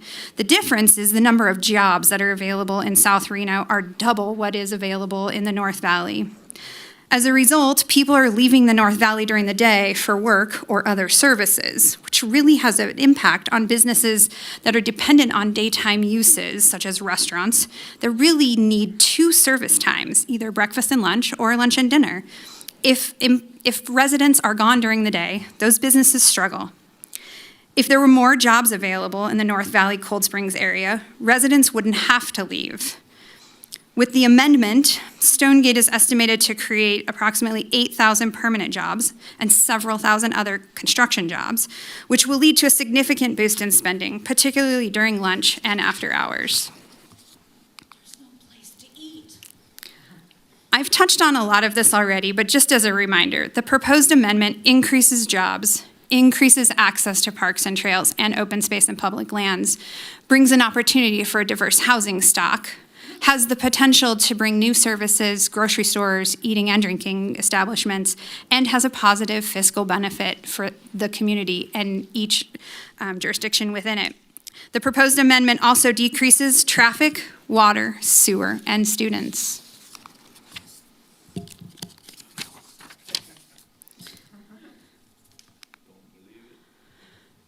Again, this is just a refresh of the basis to overturn the RPC's decision. They identified 3 issues and 2 concerns for their decision of nonconformance. Evidence that supports conformance. The RPC ignored the evidence presented or provided by the developer. The RPC created issues that no other land use amendments have been previously denied for. And the RPC did not challenge City of Reno staff or Truckee Meadows Regional Planning Agency staff on their recommendations at the meeting for conformance. Also, the RPC created concerns that are not under Truckee Meadows Regional Planning Agency purview. They provided no evidence on concerns to justify determination of nonconformance. They ignored the staff reports and the recommendations made by the appropriate staff, and they created concerns, again, that no other land use amendments have been previously denied for.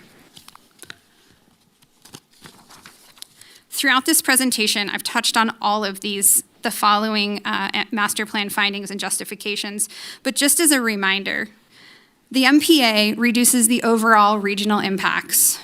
It provides a mix of uses to increase employment in the North Valley, while also providing a mix of residential use types and styles appropriate for the region. It addresses water and sewer service, adds new water resources for Great Basin Water Company, thereby improving resiliency in Cold Springs, promotes water balance in a closed basin, addresses stormwater management through future design, adds new open space, trails, and parks for public use, does not nullify the public safety agreements that are in place currently, creates thousands of new property taxes, thousands of jobs, both permanent and construction, creates a robust new property taxes and other taxes that can benefit the community, and will require additional entitlements and review by the City of Reno to ensure development meets codes and standards in place, even if they change from today. We believe we've provided sufficient evidence to show that the request before you conforms with these regional plan factors and findings shown here, and that the MPA should be found in conformance. In closing, the world has changed since Stonegate's PUD approval in 2018. The PUD is no longer economically viable without homes selling in the $1 million range. The new plan significantly reduces impacts to water, sewer, traffic, and the need for new schools. Infrastructure improvements have already been or are planned to be constructed, which will be done and paid for by the developer. Denial of the master plan amendment does not mean that homes will be built per the PUD. Approval allows the project to move forward, bringing a better jobs housing balance to the area. What approval does do is result in new permanent and construction jobs, regional fiscal benefits, new housing, new parks, trails, and open space. And again, just to reiterate, this is not a data center project. Thank you for affording me this time to go through our presentation. As I mentioned, our team of experts is available for any questions you may have. Thank you. Thank you. We're going to go ahead and now we're going to go to public comment. So if you have not signed in, if you want to speak again, or if we can start, and if you can do it where we can say one and tee up the next person, please. Yes, no problem. First, we have Rebecca Marco. And one moment, Go Dr. ahead. Smith has an announcement. Yes, no problem. Thank you, Madam Chair. Chairman Smith, for the record. During the public comment period, if we're using the overhead, that becomes part of the record, and we'd like to get a copy. We're going to take some screenshots, but if you have those documents that you use on the overhead, we'd sure appreciate a copy of that for the record. Thank you. All right, first we have Rebecca Marco, followed by Wendy Wendy. Thanks. Okay, and I'm going to go ahead and I'm formally opening the public hearing. My name is Beck Marco for the record, and I'm a very concerned resident of Cold Springs. And I'm here to speak out against the confirmation of this regional plan. Back in 2017, when Stonegate first introduced their original PUD proposal, I spent countless hours meeting with the developer and their representatives. We were able to ask questions, go over the plans, and we got to understand it, and we came up with this beautiful PUD that the community actually supported. Originally, we were scared of it. A lot of people don't want that development. When they came up with this PUD, they took so much thought and consideration to what people needed and what we saw out there. When they spoke with us, they used industrial as Oogie Boogie Man to teach us that we don't want industrial out there. If I remember correctly, they told us they can go out there and build industrial today, and they can have it done within a year or two. And that's a sudden, but with the residential, it'll take up to 20 years. So it was a very slow growth versus a sudden impact thrown at us immediately. I went back and I watched all of our public hearings from 2017 and 2018 last week, and I brought up how Angela Foose, when she was the representative of Stonegate, had brought up that switching from industrial to their PUD plan that was proposed, it'd go from 78,000 trips in the industrial use to half of that with the PUD. What changed? How is this suddenly a big difference where suddenly they're saying there's going to be less traffic than what we had saw with the original PUD? Earlier this year, I got to sit down and meet with representatives from Stonegate and Great Basin Water. I can honestly say I left that meeting even more concerned because this is a closed basin and there's forever chemicals that can keep continuing. I've looked at multiple studies that go into closed basin and industrial development and how it can significantly pollute the water over time because it accumulates and accumulates. And there has been multiple areas that have been affected by this. As a mom of 3 adult children who are just now starting their careers, there is a housing issue. My kids all have roommates to be able to afford to stay in Northern Nevada. Now my adult children are considering leaving the area once they start having families because there is just not a housing, or there's such a housing issue that they can't afford it unless they do have those roommates. And so losing a big chunk of the housing proposals in North Valley is very concerning. And at the end of the day, I really believe that this is just a big switch. If you went back and I played their hearings from 2017 and 2018, they would be fighting themselves because this is a complete and total objection, totally opposite of what they said when they got the PUD. So thank you. Thank you. All right, Wendy, you're up, followed by Les Hubbard. This is the non-emotional part. For the record, Wendy Baroli, and I'm asking for a no vote on the zoning amendment change for these 2 reasons. I believe, and using the definition under NRS 278.0157, that it doesn't meet the infrastructure and public facilities defined under that particular Nevada law. And part of that actually does include fire and police. And I understand, what a great presentation. I'm just like, wow, that sounds fantastic. But once again, what we're talking about is a zoning amendment change that isn't necessary to do the things that they asked for originally. That all the time and effort spent, that we spent as a public, working with these individuals to come up with a plan that would be good for both jobs, the balance. And I know right now everybody's like, oh, the water balance is going to be great, this is fantastic. But the truth is, if we're going to use a precious natural resource, should we not be using it to develop communities and develop homes rather than industrial parks? And, you know, I want to point out a couple of things because they're so well spoken that I want to make sure that you understand this fails to meet PF1 and PF2 under your own policy guidelines. Transportation specifically says that there should be multimodal connectivity. It specifically says regional roads are not adequate for the onslaught of trucking and shipping traffic. And the reality is that in 18 weeks, we could see warehousing very, very, very quickly if this is passed. And with that plan that they presented to us, we were looking at jobs and housing and a 20-year plan to grow into the infrastructure. And isn't that what regional planning is about, is the overall plan long-term? Not just for political expediency right now, because for some reason it appears that, the investors and the developers gambled poorly on the market, and the market didn't turn out to be falling on their side. So now they're asking the public to bear the brunt of their land speculation, because suddenly now it's going to cost $1 million to build houses. Well, what happens is, just like the listeners have demonstrated, you step back, you hold on to your holdings, and you build when it's appropriate, because that's really what the region needs.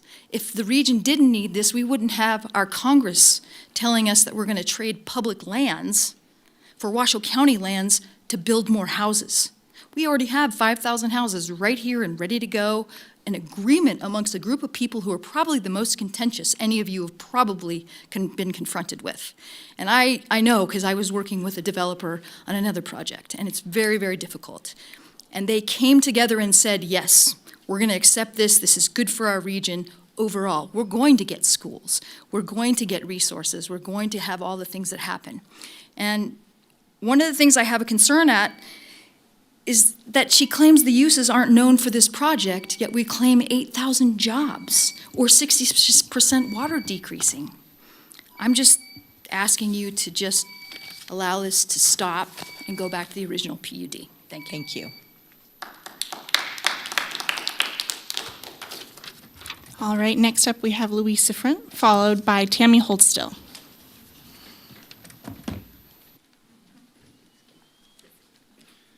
Good afternoon. Thank you for allowing me to speak. First off, my name is Les Hubbard for the record. I am a resident of Cold Springs. I grew up in Susanville, so I've been in the region forever. And I've seen what decisions made that show a near-term benefit can impact a region in the long term. When you look at the Susanville decision in the past to go over to a prison industry and what that did, understanding that the region had strong economic problems that needed to be addressed, the city did what they had to do, but we need to have a longer-term perspective on the long-term effects of that.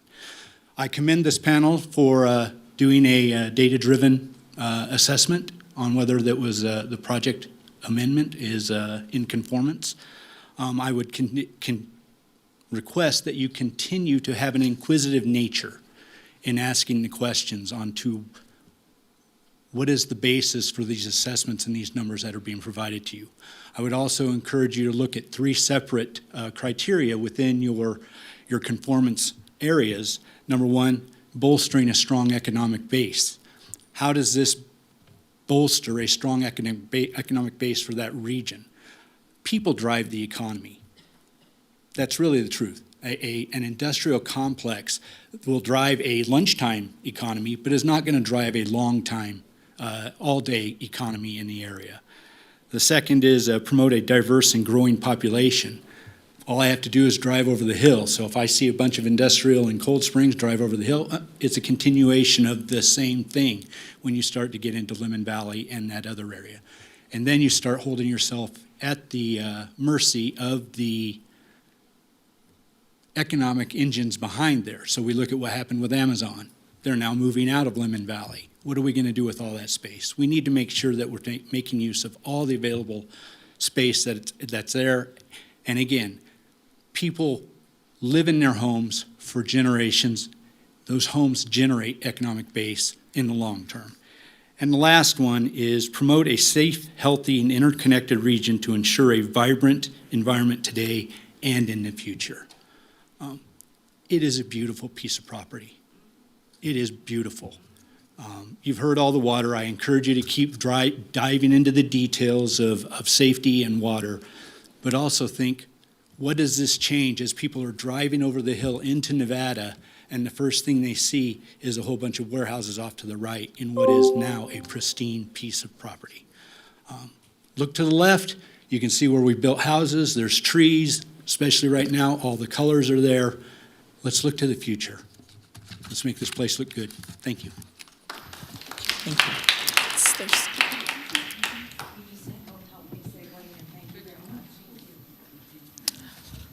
And after Tammy will be Louise Siffrent. And I need the overhead again, please. And I'm sorry, I have no extras, so I'll have to send them to you. Overhead, please. Tammy Hillstill, Lemon Valley. He segued in for me very well. As you see here, this is my results of Swan Lake. You talk about industry. There's arsenic, uranium, aluminum, anthium, lead, borium, fluoride, cobalt, lithium, iron. This is everything that's in Swan Lake that's coming from your sewer plants. Yeah. You poisoned my playa. Our residents are getting that from your industries, your sewer plants. I took this test in January. It's absolutely disgusting.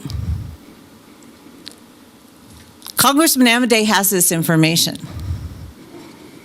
This is what putting industry with residents and in sewer plants going to a playa, and you want to do this to the residents in Cold Springs? Don't do it. You know, we have all this industry that is going to the Stead Sewer Plant and going to the Washoe plant, Washoe County Sewer Plant. And then it's all going to Swan Lake. And then we all live around that lake. And then you want to turn around and do this to White's Lake because you guys don't think ahead. There has been no planning for infrastructure at all. Nobody has thought outside the box by any of your staffs. Look at the Truckee River. I feel sorry for the tribes. I know what's happening to that Truckee River. So, say no. Do the right thing for once, please. I counted, you've got Chewy, JCPenney's, Makita, Vecca. You know, there's all kinds of industry out there that is putting all of these metals and all of this stuff into my playa. I call it mine because I've been fighting for all of us.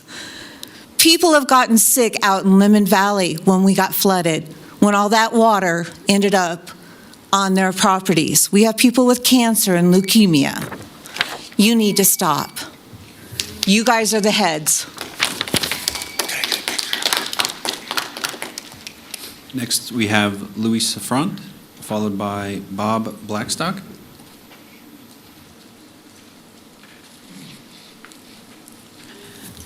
My name is Louise Sufront. I'm simply taking this opportunity because of a mistake in the names to say Swan Lake is my neighbor. I'm concerned what I just heard.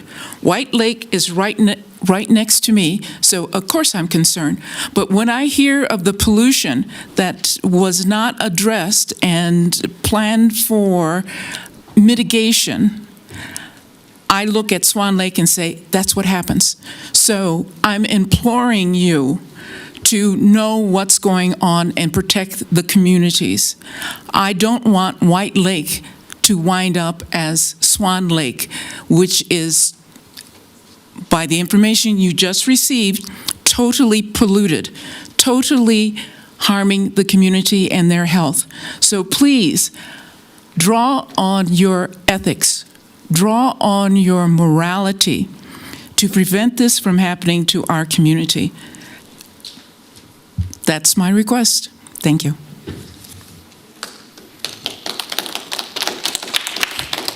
Okay, next we have Bob Blackstock, followed by Becky Flannery. Good afternoon. Bob Blackstock here from West Reno. My wife and I have lived out there for the last almost 6 years. I came here originally to talk against data centers, and we've been told that data centers are not going to be considered for this project. I think I have some pretty good arguments against data centers in background to be able to speak about that fairly knowledgeably. So I decided not to talk about data centers and talk instead about playing fields. And this is an issue that is before the Truckee River Flood Management Authority. And according to a study done in 2023 by the Reno Recs and Parks, the city of Reno is short playing fields by something like 45 fields just to get up to the national average. In looking at the plans that have been presented here by the developer, is that I think something like 400 acres has been set aside for trails and open space. Open space, to me, that might translate open space to be merely that area that is not economically developable by the developer. And So I think we really need some allocations, specific allocations in this development for some more playing fields. And playing fields, I am an ultimate Frisbee player. We play in UNR, at Idlewild, in South Reno, and Golden Eagle, and there simply are not enough playing fields for ultimate Frisbee, which is similar to soccer, and same thing for the soccer fields, but can also be used as an ultimate Frisbee field. Same thing for lacrosse and so forth. There's a fairly strong movement for the future plans for the Truckee River Flood Management Authority for those playing fields north of the Reno Airport. So please provide some allocation for playing actual flat fields, playing fields for this development project. Thank you.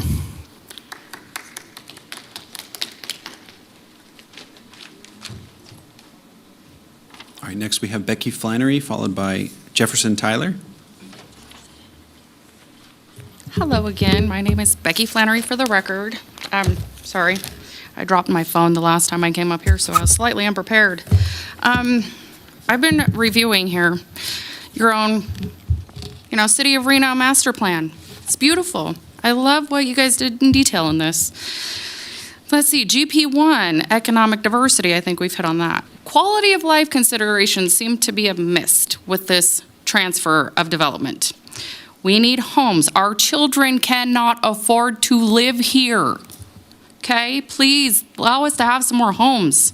Let's see, infill and development, neighborhood amenities. Wow, neighborhood amenities per GP4. They have taken away our police, they have taken away our fire. A couple weeks ago, we had 3 fires, and 395 was shut down. When 395 is shut down, how do we go home? How do we go to town? We can't go to the grocery store because we have no way to get there. Because we have no shopping. We have nothing. All the North Valleys is got is warehouse industrial. We do not need more industrial. You want to talk jobs, bring in a grocery center. That also has jobs, right? So going off of your master plan, is the GP effective government is collaboration. Well, here's your community giving you guidelines. This already started off as an ill-conceived notion because it's 2 o'clock in the afternoon and a majority of our population in the valleys works. Let's see, since June 23rd, we have had 8 power outages lasting for hours, okay? 8, and that's what? 2-3 months? That is ridiculous. We have never had this many power outages. How are we supposed to support whatever development that they are giving you when they don't even have specific details? They're just trying to change it to industrial. You can't have data on water use. You can't have data on traffic when they don't even know what they're putting in there, right?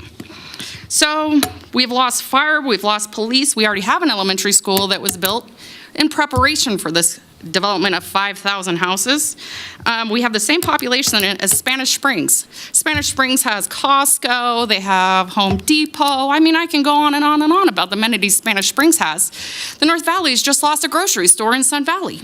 We have not got one new grocery store in the whole valleys with all this population and jobs.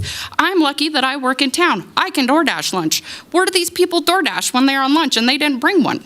There's no food. We have not got new restaurants, we have got new grocery stores, shopping, nothing. We have the smallest Smiths and we have the smallest Walmart in town to provide for our community in the North Valleys. Semi-trucks, our roads are completely bombarded by semi-trucks every day.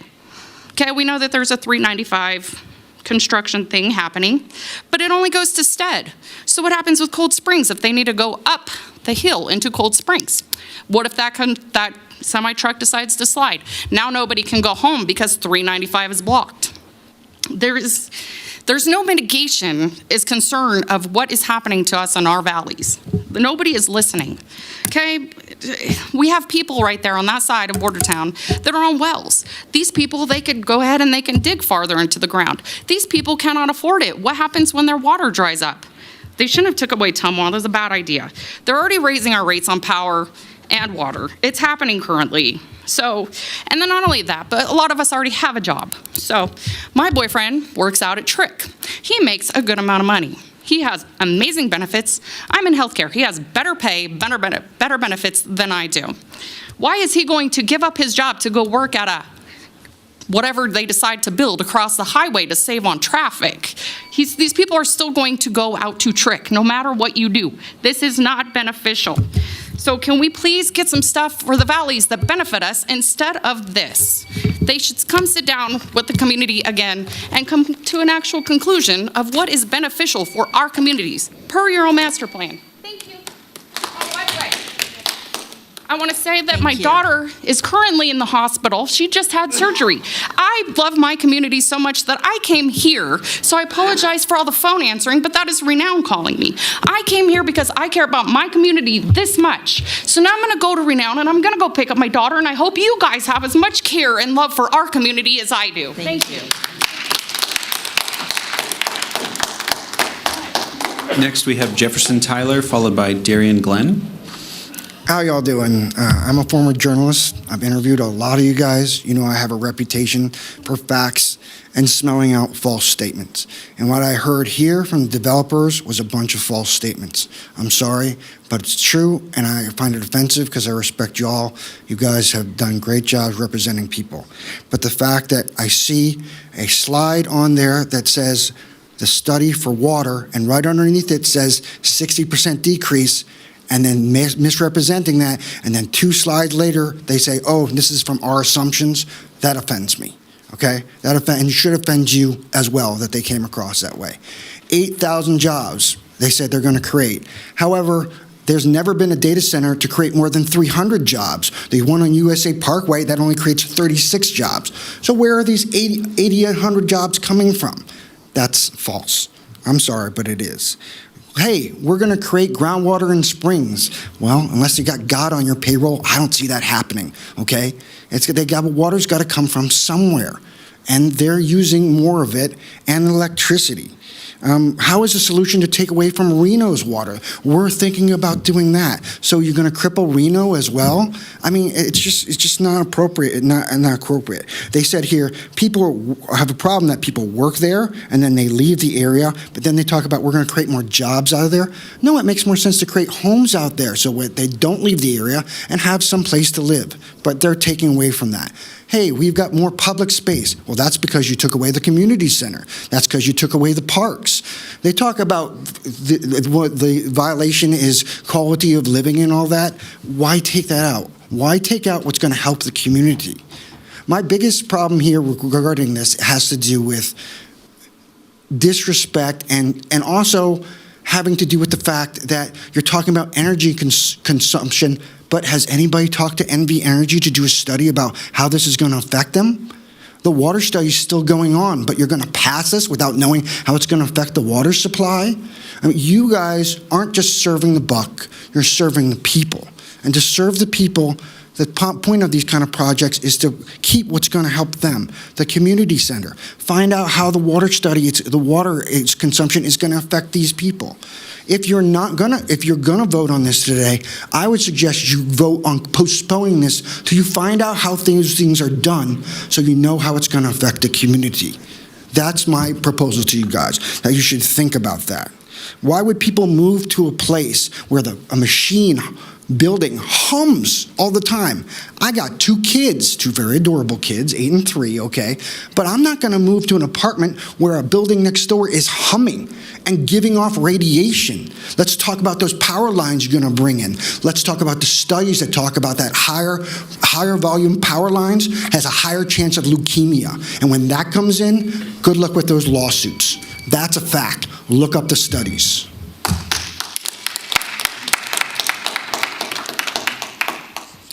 Next, we have Darian Glenn, followed by... Okay, Darian is not here, so we will be doing Sandy Roth, followed by Autumn Harry.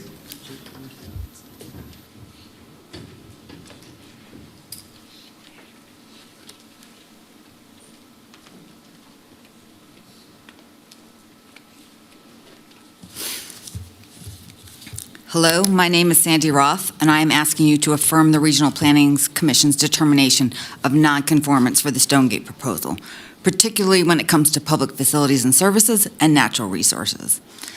I am very concerned about the fire risks associated with this project.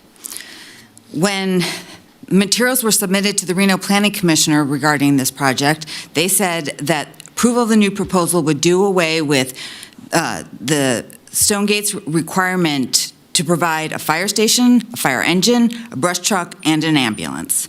The Reno Fire Chief expressed his concern about the elimination of this agreement and said that existing Reno Fire Department resources would not be adequate to serve any Stonegate development project if this new proposal were adopted.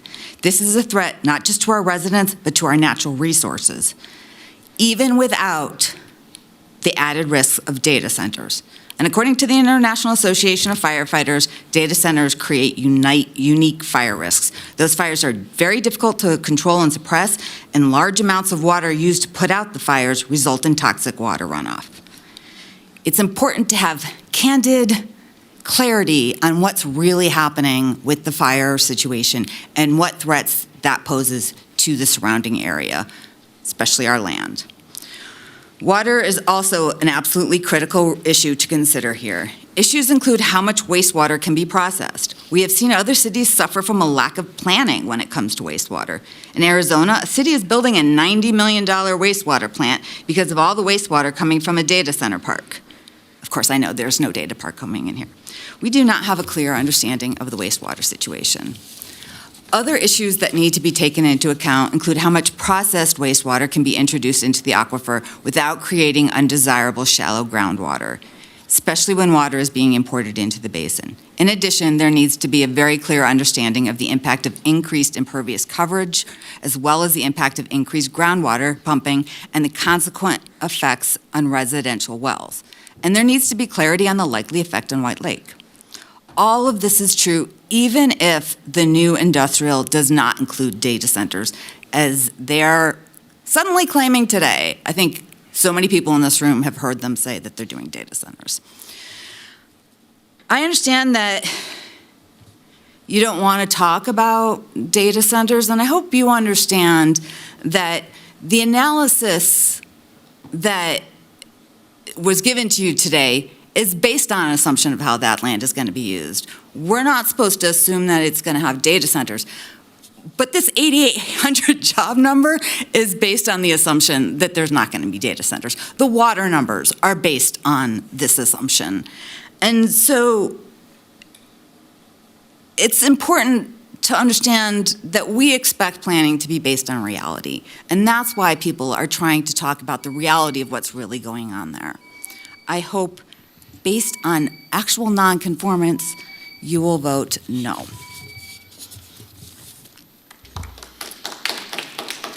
Next, we have Autumn Harry, followed by Antone Casano-Labard.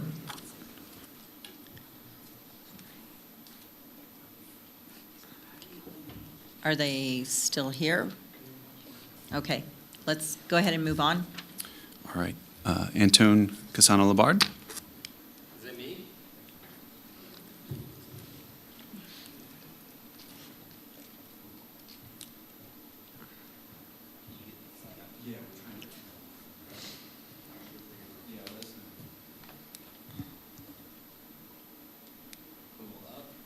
It's got the dates on it. Who's up higher? Maybe that one with the map on it, or one of those ones. Do we have any other speakers so we can pick this and we can go on to somebody else?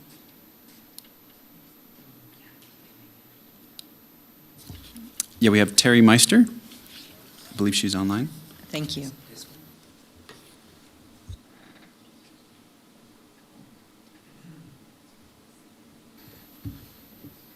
Are we bringing Terry in?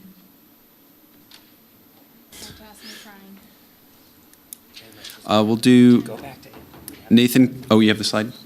Okay, Antone's going. Sorry.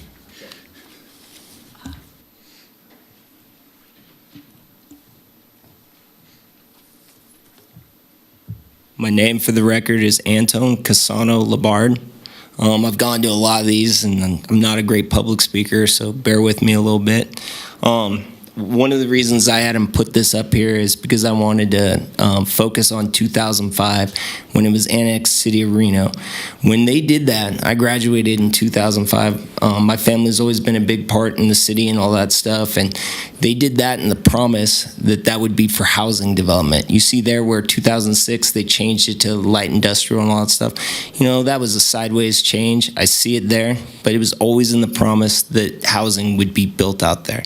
That is what the original people wanted for that area. It's always been that. When they sold it to us in Cold Springs, we fought it. It was like, 8 years ago and back and forth. But I'll tell you, we finally came to the table and we're saying, hey, this could be good for us. This could be great. Going and continuing on that, then we went 8 years with that. This change, you can look at the dates and how fast it changed for the change. It's not been vetted. It hasn't been reviewed. It doesn't meet tons of the requirements. I'll tell you something about Stonegate. They've done everything they possibly can to backdoor deals. They did it with the power company. They'll do it with the water company. The city of Reno sold the community of Cold Springs out. When they said that they did outreach or whatever, they did not do good outreach. They did not do a good job. They did the bare minimum at best. And when it came to the change in the PUD, they did an even worse job. I was there. I'm telling you right now, there's about 11,000 people in Cold Springs, and half of them don't even know about this. That's embarrassing. It's a slap in the face to our community and to Cold Springs. And the city of Reno should be ashamed in themselves too. It's 12 miles from the city of Reno. They promised us that they were going to do housing. That's why we were okay with it. They changed everything on us. And I promise you, I know how utility companies work. I work for the water company that's doing this. They will add it to our bill, and the community of Cold Springs will pay it. They have ways to get it in the bill for development, and we'll pay it. You'll watch. And the same with the power. We're going to pay higher power bills, not just the community of Cold Springs. That's all of Reno. And you watch. I'm telling you, this is the truth. Now, going back to some of my findings, why it doesn't meet the amendment. It is not consistent with the master plan, nor the community of Cold Springs. It will negatively impact the public health, safety, welfare, and the community of Cold Springs. We don't have the current infrastructure, nor will we have it in 5 years. So what are they talking about? It will have a negative impact on traffic, including safety. There will be more accidents from this, I guarantee you. What about, so they keep talking about this 2019 master plan. Did the city of Reno have in that 29 master plan that they could have data centers in city limits? Because I don't think we would be here right now if that was the case. So I don't even know how you guys can sit here and say that that's okay when they never allowed data centers in city limits. Now they do, but that has nothing to do with 2019 because they didn't allow it back then. I need you to wrap up. Thank you. Thank you.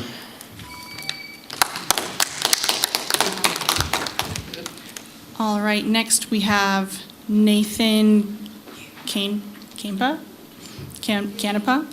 and that is followed by Colin McGinnis. Good job. Hello, Council. My name is Nathan Canepa, for the record. I came today in support of my family, Anton Labard, and also Darian Glenn. Been going out to Bordertown my entire life. But I'm compelled to talk today. I just took a quad ride, actually starting out at Bordertown. I planned this trip based on wanting to see my family's property. We donated 950 acres right behind, not donated, sold to the Forest Service, 950 acres of land to protect that land in hopes for no development. And I took that quad ride because it was a beautiful, pristine place for my mental health. If you develop centers out there, you're taking away a pristine piece of land that people need to have in Nevada. That's what makes me a proud Nevadan. That's all I have to say. Thank you. All right, next we have Colin McGinnis, followed by our online comments. Thank you.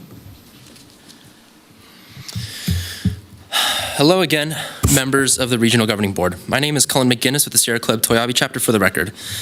I wanted to come and speak again because I'm heavily skeptical of the claims made here today by the proponents of this development.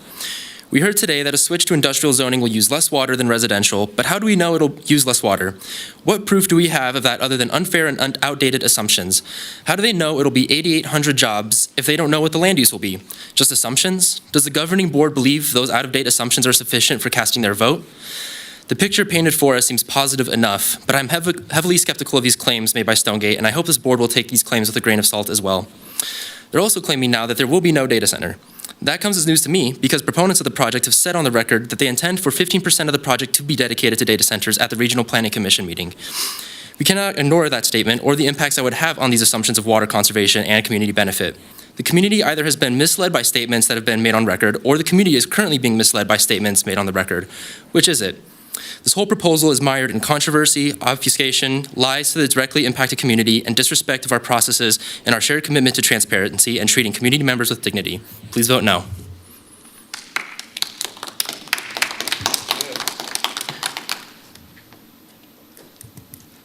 All right, next we're going to pull up our online public comment. We have Terry Meister. Give me just a moment. Thank you.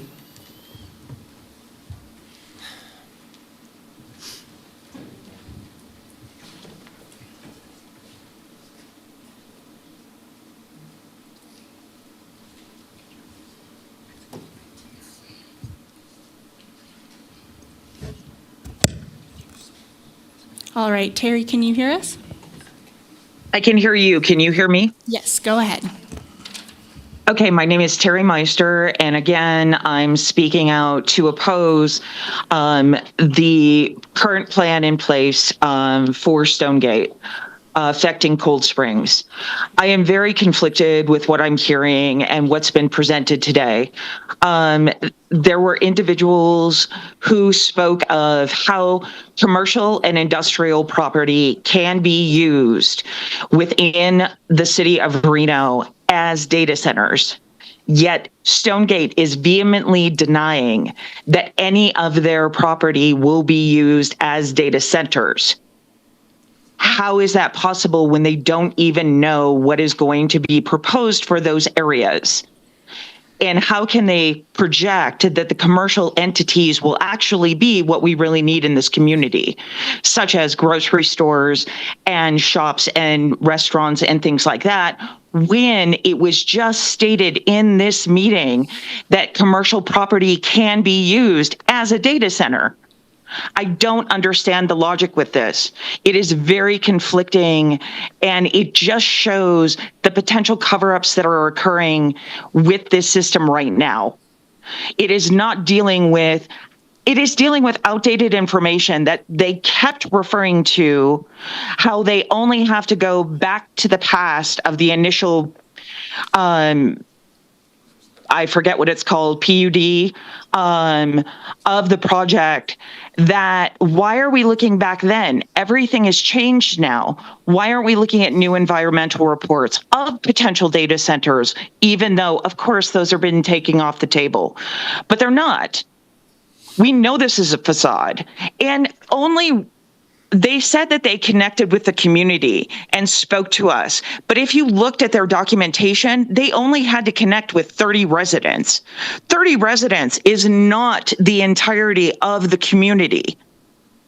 That is not even a decent portion of the community. I don't understand how this is being allowed to continue and how you are not seeing this. The environmental impacts, the water impacts, the Nevada, the NV Energy impacts that we are already experiencing, the fire issues.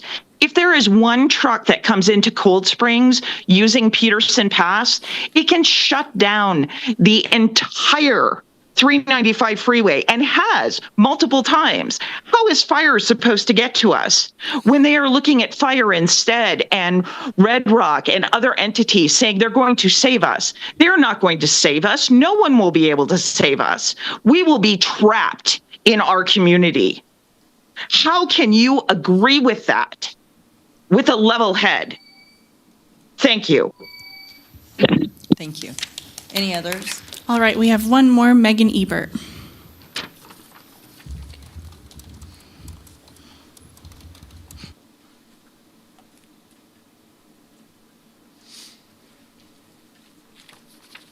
Hello. Megan Ebert for the record. Sorry, I'm having allergies happening. I just wanted to speak again on behalf of the North Valleys community and just kind of respond to some comments that were made during the presentation. I've said publicly during council meetings that the Stonegate representatives did meet with me. They did also meet with the community. They held several meetings where they received lots and lots of feedback. Unfortunately, none of that was incorporated into anything. We have shown as a community a willingness to work with this development, but it's hard to do when there's no actual plan to change. It's just a request for zoning. We can't ask for more parks and open space or types of development. We can't get assurances about whether or not everything's going to be a data center because it's not a plan.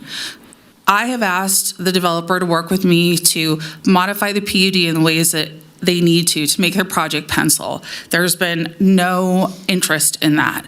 I even asked them when I took a tour of the location if they could help plant more trees.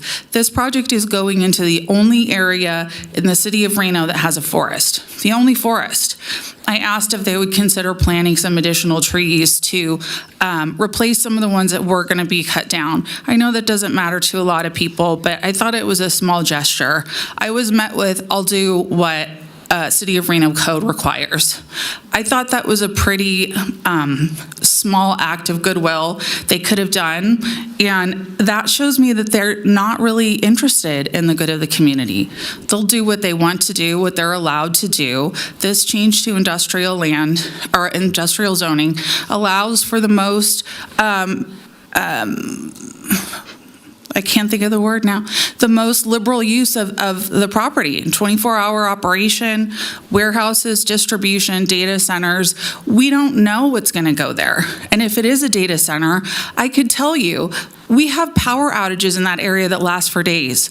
Are we going to have diesel generators running for days in that basin because the power is out and we need to keep data centers up and running? This project is in the city of Reno, but it affects the region. It affects Cold Springs residents. It's affecting unincorporated county residents. It's really this body's job to say, this is not a good fit for the region. I have met with the school board COO. I have information from him that says the North Valleys High School is at 99% capacity. 99% right now. That's from the Washoe County School District. So to hear that they don't need a school, a high school in the North Valleys is crazy to me. And I'd also like to point out, talking about resources in Reno, the North Valleys High School is an unincorporated county. Ward 4 is the only ward that does not have a high school in it. We are lacking basic resources that the rest of Reno just doesn't even give a second thought to. We're not asking them to have to stick to the PUD, you have to do all of these things, but there's just no assurance that they're going to do anything that they're claiming they'll do. I don't have any guarantees about the numbers of jobs. I don't have any guarantees about the usage of water. All I can go on is what they've told me, that they are planning on doing some data centers. So I know I'm over my time. I'm just extremely passionate about this, and I just want to remind everyone that this did get a no vote 2 out of 3 times, 2 different bodies. Thank you. Okay, thank you.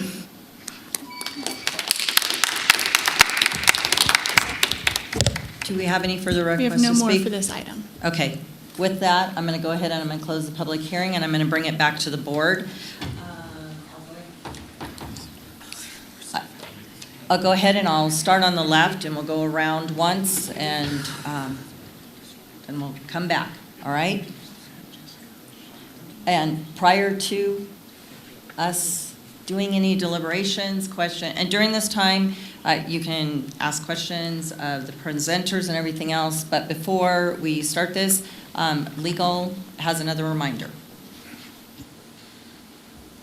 I'll just reiterate my prior comments earlier, that you are here for a conformance review and a determination of whether the Regional Planning Commission's decision was correct. I'm here to answer any questions. You have the presenters and members in the audience. You can ask questions too as well. Thank you. You don't have anything yet? Do you have anything yet? Not yet? Nope. Okay. Do you have anything yet? My first question is for the city of Reno. And the reason why I'm asking this question is because we heard a lot of public comment on it. And just again, to reiterate, this is a land decision use. It's not a project use. Is that correct? We're looking at a master plan amendment, which is primarily land use. Yeah, Jeff Foster, Associate Planner, City of Reno. Yes, so the request that came into the city in April of last year is for an amendment to the master plan and rezoning. We are not contemplating or considering any specific land uses under the land use designations or the rezoning. Okay, I'm going to say it just a little bit differently. There is not a project yet associated with what we're looking at today. There are no specific projects associated with what we're looking There's not a at. data center, there's not a Best Buy, there's not a 7-Eleven, nothing is coming in. No, it's all hypothetical based on what's allowed under the land uses. And there's a whole bunch of allowed uses within the land uses, right? And all of Yes. the land uses have been previously approved, right? There's no different land uses that they asked for? No, effectively, they're proposing to go back to what was previously approved in terms of largely industrial with some commercial and residential. Okay, and then Madam Chair, if you just give me, in the city of Reno, this is where this is, if somebody comes in for a data center, what has to happen? So for any zone within the city of Reno that allows a data center, they are only allowed with the approval of a conditional use permit, which is Okay, so a conditional, just again, if you want to build a data center within the city of Reno, you have to get a conditional use permit. categorically, yes. Okay, and that has to go to a NAB meeting, a planning commission meeting, and then it comes to city council. NAB and Planning Commission only, it would only go to the city council upon appeal. If it gets appealed? Yes. So could this developer go and build a data center without any approval? Not by right, not at all. They can't do it by right? Nope. Okay, thank you. That's my questions for right now. Okay, I'm going to stop right now because we missed an online commenter. So if we can please bring them on. All right, William, can you hear us? And I'm reopening the public hearing for that. Okay, William, can you hear us? Yeah, I can hear you. Can you hear me? Yes, go ahead. Well, first off, sorry for the trouble. William Mansell, for the record, making the final public comment, I guess, on this item. We heard from Stonegate's representative from their review of the history of this effort just recently, and I wanted to particularly note the efforts of communication to the public that Councilmember Ebert also spoke on. They had at least 3 meetings spanning at least 6 hours, according to them, with which they solicited comments from the public and, to their own admission, did not in any way, shape, or form incorporate into any plan that's before you today. So they heard from the public, and that didn't affect what's before you at all. And to me, that means this is a developer's plan and not a plan for the people, which I think is reflected in all of the public comment that you've heard, all of the written public comment, which I reviewed the 30 that went, that is for this meeting. I went and reviewed the public comment that was submitted for the previous meetings, and they seem to be unanimously in opposition of this plan, this master plan amendment, for a variety of reasons. Some I understand you can't consider, like the planned use, data centers and whatnot, and I'm not here to talk about those either. I'm just strictly concerned with how we can even think to approve a plan that doesn't have any community support, it seems. I understand what the staff report says. I understand how it can find conformance. I understood from the representatives' presentation that they think this conforms really, really well and is really great for the community, except none of the community who actually lives in this place agrees with that. So I don't know how to solve that dissonance, but it's not solved, and to move forward without any public trust or involvement seems to be a complete dereliction of the purpose of representative government. So that's my chief concern first and foremost. On regional growth, the citizens want homes and amenities. This plan doesn't give them the scale that they want. On regional form, the citizens believe this will hurt their lifestyle and detract from the homes and neighborhoods they've invested in over their lifetimes and hope to bequeath to their children. On public facilities and services, these planned improvements are not in the purview of Stonegate. Like they offered RTC plans and potential other improvements that may come to the region, but can't guarantee that themselves. And the public has stated that they have concerns with transportation and increased semi-usage, and you've all heard that. On natural resources, we understand the concerns for water and effluent and sewage. Like, there are ways to find this to be non-conforming if you choose to hear from the citizens, and there's ways to find this to be conforming if you choose to hear from the representative.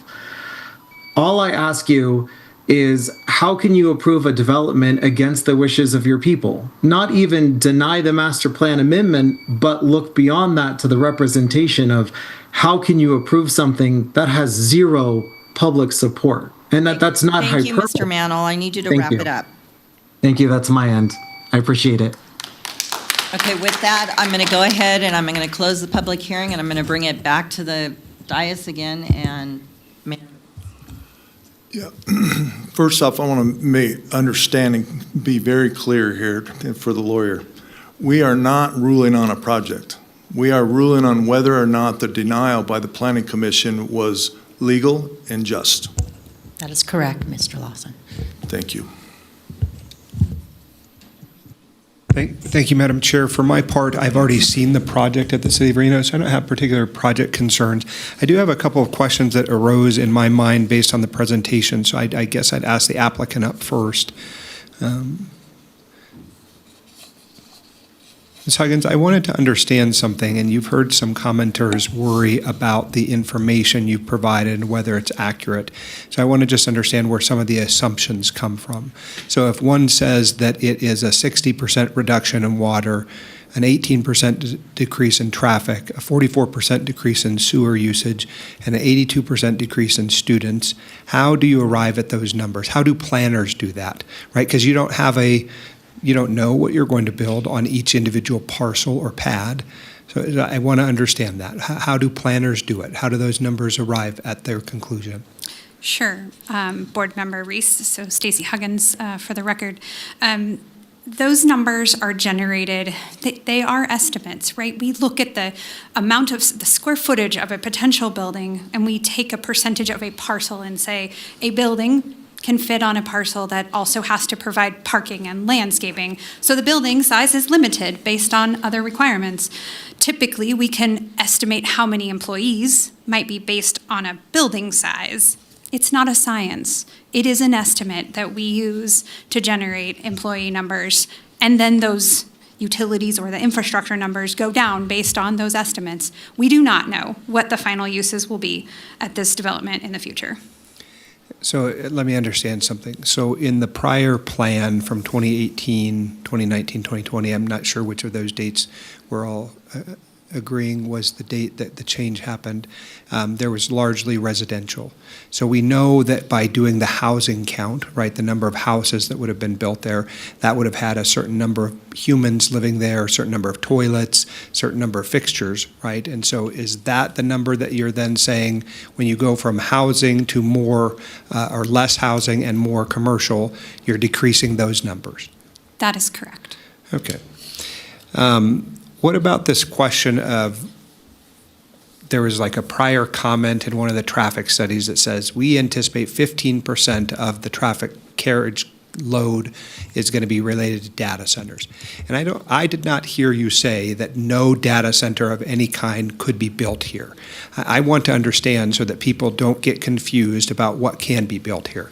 I think my colleagues at the City of Reno are working through some data center issues. We're talking about regional issues involving data centers. Mr. Mayor in Sparks has taken kind of the laboring oar in starting that conversation and moving it to the opportunity to have regional discussions. But what I'm trying to understand is, on one hand, you had a document that had traffic count studies that said 15% of the available land could be data centers. I'm trying to understand that, to square that with some of the other positions you've taken today on data centers. I appreciate your question. I will let Lauren Chilson address the traffic and how it got into the traffic study. But I want to. But am I right, that's where the 15% number came from? Yes. It wasn't some public-facing thing that you said, we are building 15% on this property data centers. You are correct. Okay. But to be fair, and you are correct, we did not say. And if I implied this, I correct myself. I am not saying that there will never be a data center at this site. It could happen.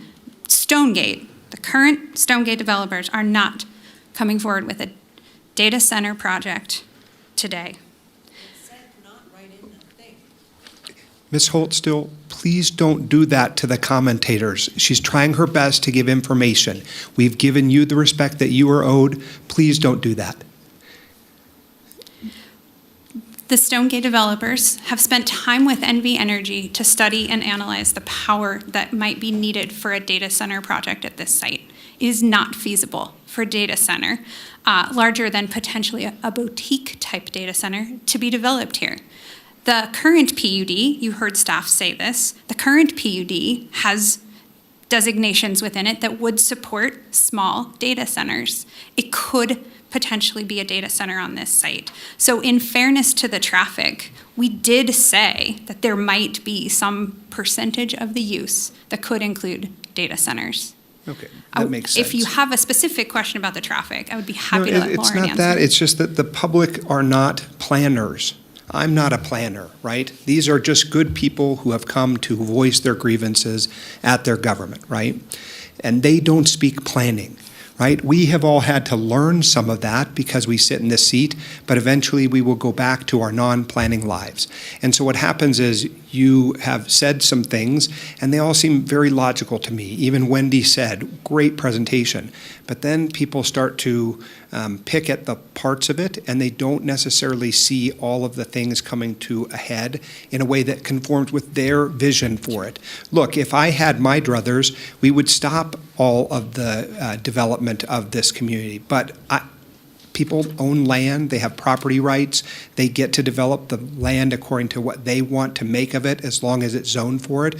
What we're tasked with on this body is not making those choices in a way that is against the master planning, right? So that's what I'm trying to help you understand is what they are hearing does not always line up with the planning speak. It's not that you've done something wrong in giving planning speak. You're a planner. I would expect you to give it. But that's where I think there's some disconnect. And so for my part, what I have focused on, which is what Mr. Lawson, Mayor Lawson said, is the issue of whether or not I believe the Regional Planning Commission got it right or wrong. Were their decisions in conformance with the law? Were they erroneous, right? I'm a lawyer, right? So I use the lens that I can. You're a planner. You use the lens that you can. But the problem for me is I have already supported this project at the City of Reno, and I don't believe the Regional Planning Commission got it right. I think they became a political body, right? A couple of their members have relationships with one another. They are trying to angle to become political people. That's supposed to be an apolitical body. And so a lot of the things that they relied upon to make their decision were things that are not consistent with what the Planning Commission is supposed to do. So that's the concerns that I have. You've laid out everything here in this, and I'm sorry, Madam Chair, I've gone a little bit over, No, I think. you're fine. I think you've answered my questions, and I'm sorry I have kept you up here longer than you probably wanted. Thank you. Thank you. Member Rodriguez. Thank you, Madam Chair. And actually, I do have a couple questions. I'll start with the applicant. So sorry, I know you just sat down.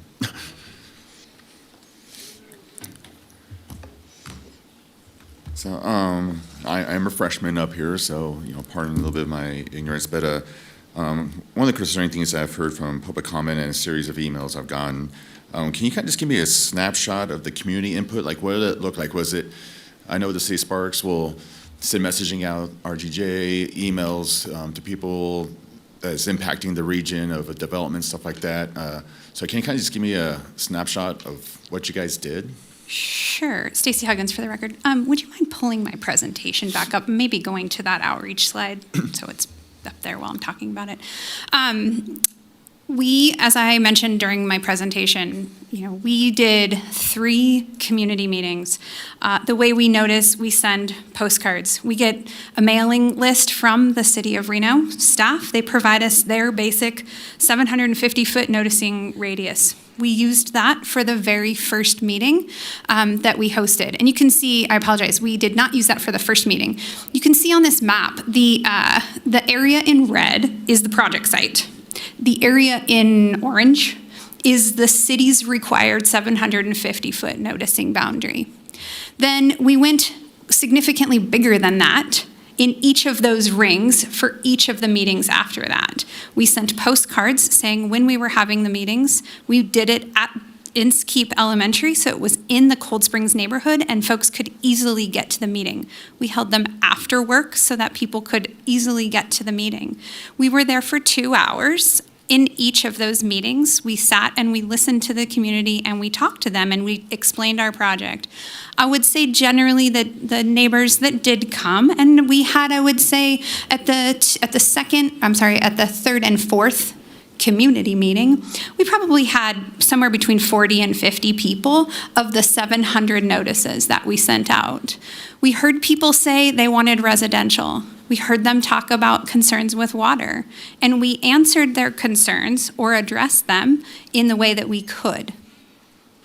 Okay, and I'm sorry if I missed the part, but how did you keep attendance on each of those meetings? We did. We had sign-in sheets for each one of those meetings. I don't have them with me today, but we did keep sign-in sheets for each of them.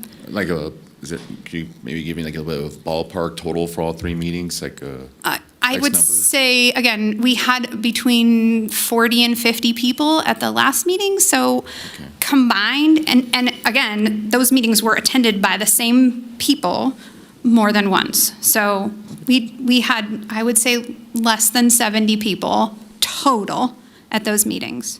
Okay, thank you. And I guess my follow-up questions would be for the City of Reno.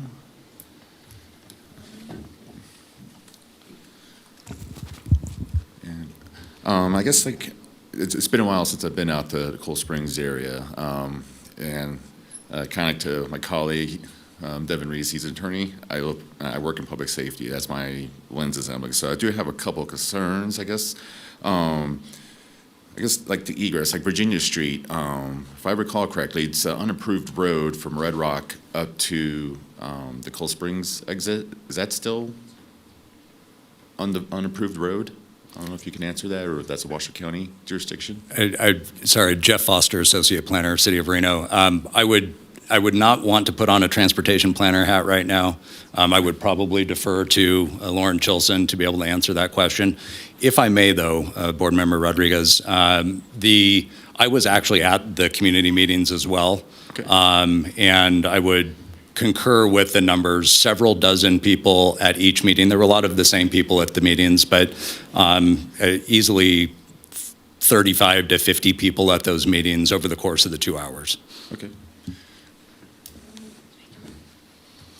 Good afternoon, Lauren Chilson with GCW. Yes, sir, the North Virginia Street from the Red Rock interchange up and over the hill to the Cold Springs interchange is a graded gravel road at this point in time. And I don't know if anyone with this is there a ballpark, or is there any plans or discussions of improving that road at all? To my knowledge, no. I think to answer your question in the broader sense, what is access? There are other routes. They are very lengthy, right? I mean, another way into town would be to go far north on 395 and back around Red Rock Road, and then there are other routes, but they're lengthy. But there are other alternate access points. So no, is what I'm hearing. They exist. Drive a Kia Soul over. Certainly you wouldn't do that. Excuse me, I didn't mean to speak so loudly. Not on a daily basis. In a case of an emergency, if you had to get access, there are routes. They're not great. They're lengthy, but they exist. Understood. And then I guess for the City of Reno, some of the public safety concerns that were brought up by the community. Can you kind of elaborate what those were? What were some of those issues that being brought up that you guys found that was incorrect? Are you speaking about during the Regional Planning Commission hearing from my slides that I brought up? I believe so. Okay. Because you found them to be incorrect. I just kind of want to know a little bit more. We got Sure. a lot of information and. Sure. Yeah, no, I definitely appreciate the question. Would you mind pulling up my presentation again real quick? So go back about 3 slides. There we go. Well, okay, so let's go back one even further. So, the applicant also, and all 3 of us, Chris Tolley and the applicant also spoke to these same things. You had the reasons that the 4 regional planning commissioners voted that the master plan amendment was not in conformance, and their reasons distilled into these 3 categories, okay? The Western Regional Water Commission study, the transportation infrastructure, and then the compatibility finding taking into account coordination with the county, okay? So those were the 3 issues that were substantively related to the findings that the Regional Planning Commission and the Regional Planning Governing Board are required to make under your edict or your policies. If we go to the next slide, that's where next one forward. So, and that's where we talk about the 2 issues that were kind of generally brought up also as reasons for the regional planning commissioners voting against a finding of conformance, and those issues were again the master plan nullifying the existing City of Reno Fire and Public Services Agreement, which is incorrect. That agreement still exists and would continue to exist even if the master plan amendment were to move forward. That agreement may be brought back to the Reno City Council to be amended to be more in line with the development proposal now being contemplated, but that agreement would not go away. It does not vanish instantly. The second concern was, again, regarding data centers, which we've talked about pretty much ad nauseum, but again, the data centers are allowed in the City of Reno in a variety of zones, and anyway, so, and the applicant, or not the applicant, anyone who is proposing a data center would be required to go through the entitlement process, and those are really outside of the current master plan amendment being contemplated. Okay, thank you for that quick recap. So with the agreement, are you talking about, I guess we're going to focus specifically on public safety and fire. Okay. So the people out there in Cold Springs, regardless whatever comes of this vote today, if they build 5,000 houses or 5,000 warehouses out there tomorrow, who's servicing those as far as fire? So the City of Reno is, of course, the first in terms of responsibility. However, because of the agreement with Truckee Meadows Fire Protection, first responders is basically, as I understand it, and I'm not a fire expert, but my understanding is that whoever is basically available, and if the closest station is a Truckee Meadows Fire Protection District station, they would be the ones to respond. But it's because of that kind of joint agreement that the City of Reno, the fire chief, Chief Cochran, actually his initial letter did express concern about the dissolution of the PUD, but then as the joint fire planning and fire service agreement kind of evolved over the last year, that concern has been addressed. Okay, so I just wanted to make sure I understand for some of that concern is what I'm hearing today, and some of the emails and whatnot. So, because it does sound like you have like unrestricted auto aid. So people in Cold Springs, they pick up the phone, they call 911. They're not necessarily getting the Reno station out by Stead Airport. They're getting the closest help, which is in this case would be Truckee Meadows there. Right, area? the automatic aid, yes. Okay. And as far as police, is there something similar or? Board Member Rodriguez, I'm not an expert on that. I'm sorry, I don't have the exact information on the police response. Okay. It is obviously in the city's jurisdiction, so. Okay. I think that's all I have for right now. Thank you, Madam Chair. Thank you. Member Dorr. Oh, I do want to let everybody know that even though Member Reese is not here, he is on the phone, so he is still with us. Turn this on. So I have a different perspective, perhaps, or the benefit of being involved with this project for a long time. I'm one of only 2 council members that were on the council when the original Stonegate proposal came in for the PUD. And I had the advantage of having about 10 meetings with the proponents and 4 site visits. So I'm pretty well acquainted with the project, the property, and the proposal. So rather than ask questions, I'm just going to recap a few things and discuss where I might be coming from. It took some convincing, like the neighbors, but eventually I was not just a supporter, but a big supporter of the PUD for Stonegate. Why? Because through the PUD, they addressed many, many issues: stormwater, flood, water supply, sewer treatment, maintenance of trees, open space, even a rail station we discussed at great length of how to move people through the valley. And while we addressed most of the issues, and I felt very confident, so confident that when they came and asked for a $38 million SAD to help them build the infrastructure, I supported that as well.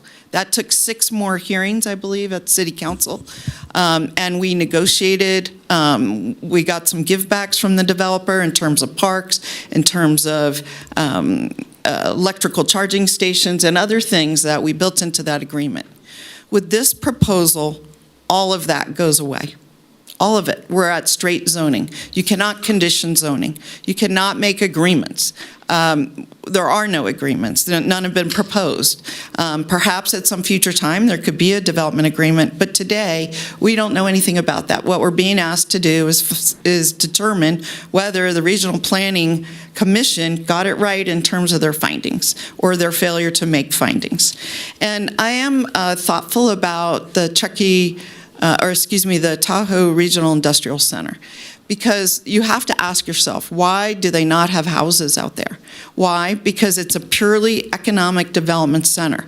Houses and people cost money. They cost money to provide roads, all of the features that we've just talked about, schools. They take money from governments.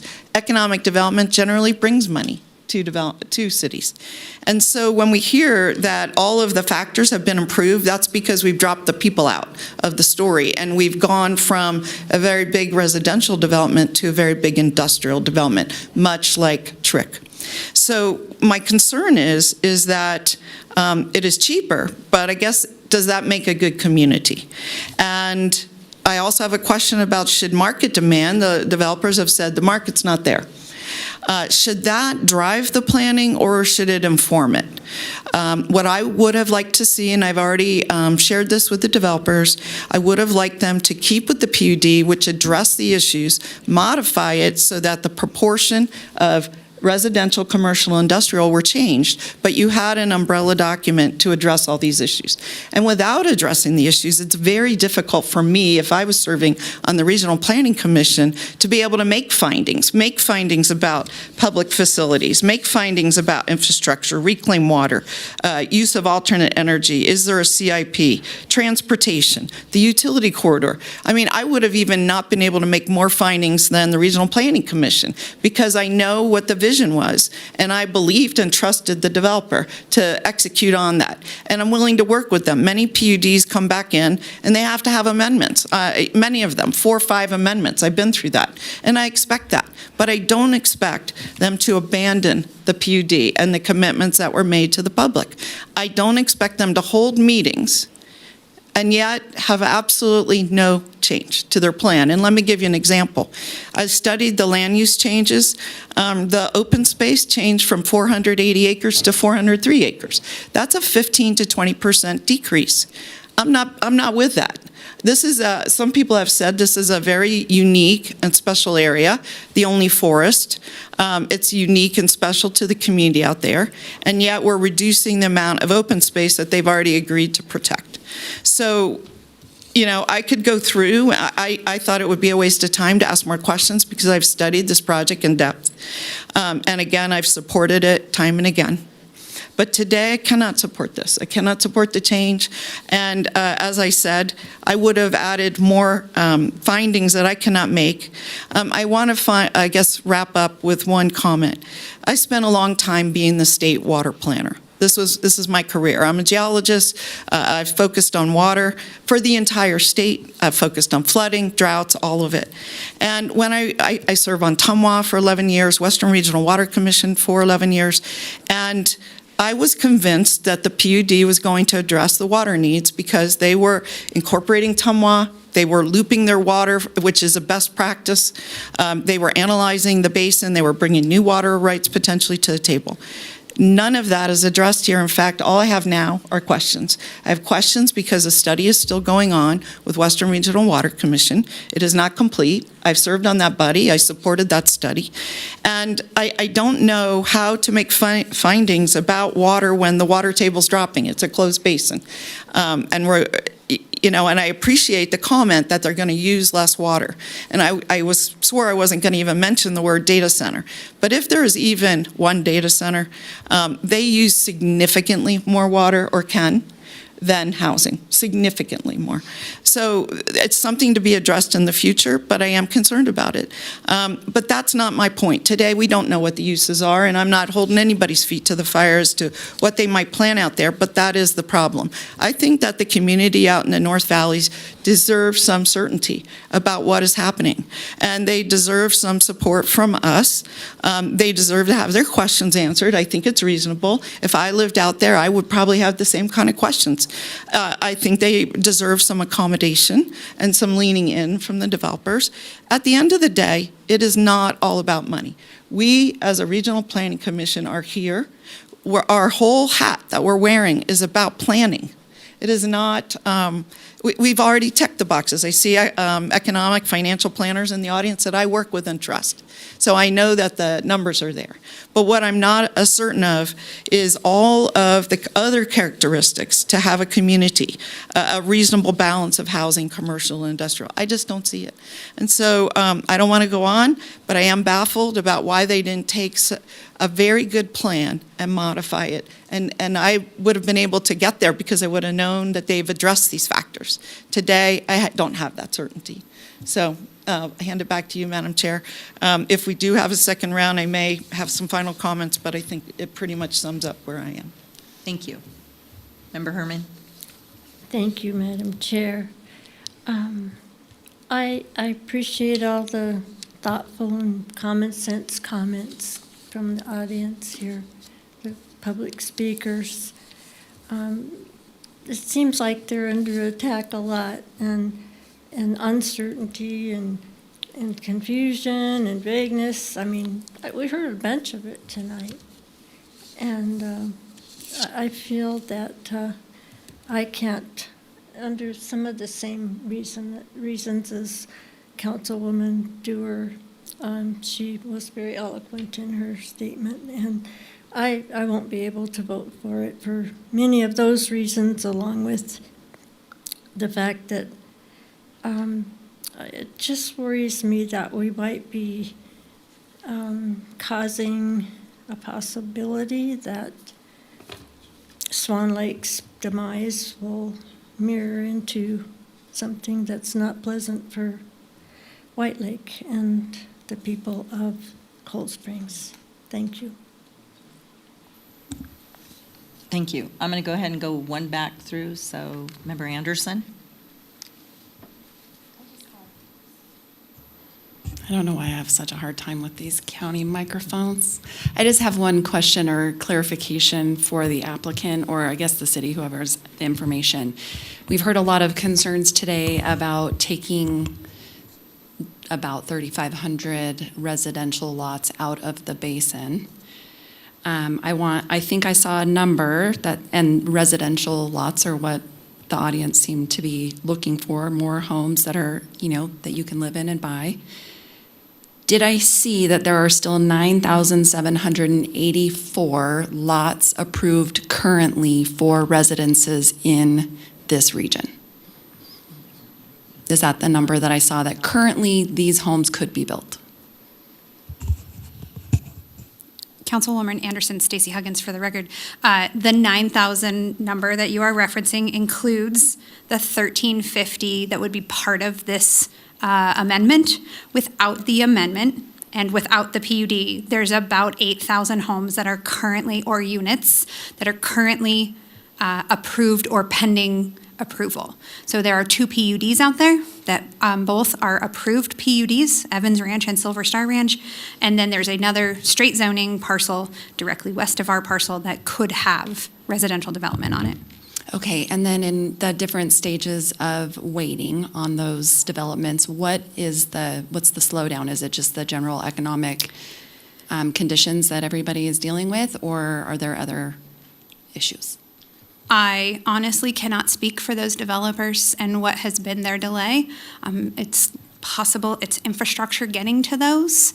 It could be a number of other issues. They are not our project. I do not know what is their holdup.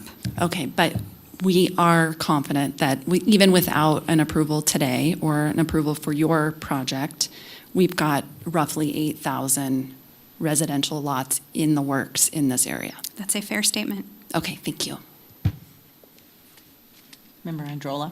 Thank you. I just want to, I'm a simple person, so I'm going to go back to why we're here.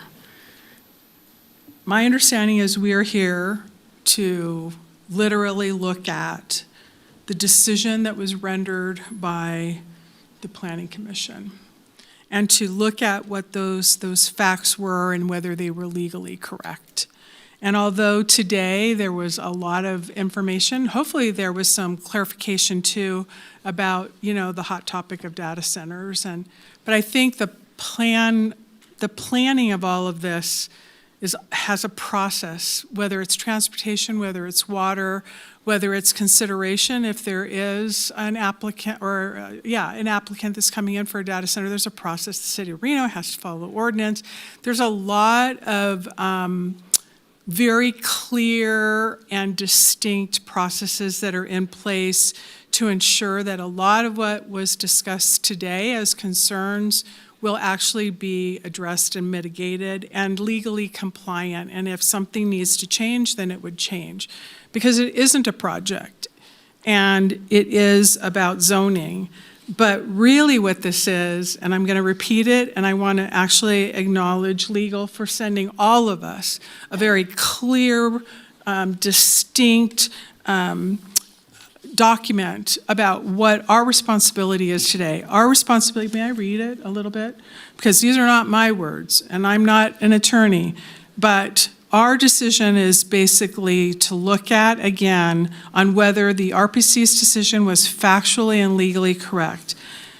The information that was shared by many, including water, transportation, and the Washoe County Master Plan, some of those and those concerns of public safety and data centers were concerns. But the 3 main summary that the city of Reno and then was reiterated by the applicant, the water study that's in process is a study, and we don't know what that is. And things can't progress without literally that process. The other point is that the Heinz Rands, they own these property rights, and there are property rights. They own water rights, they own property rights, and so that water study to me doesn't necessarily sync with the decision that was made by the RPC. The transportation piece as well. There's a process that will go through. It will go through a very thorough process. Dirt won't even happen to be moved for years and years and years. So the concerns, while valid, will allow for the process to ensure compliance and meeting the requirements. The last part of the Washoe Master Plan is outside the jurisdiction of the RPC, in my opinion, because whether it's the city of Reno, city of Sparks, or Washoe County, we all have master plans. And one of the reasons that regional is here is to ensure everything complies with the regional master plan. So I feel that that is not a valid reason. I will be essentially supporting the reversal of the RPC's determination because it's clear to me that the factors that we are acting in a quasi-judicial role.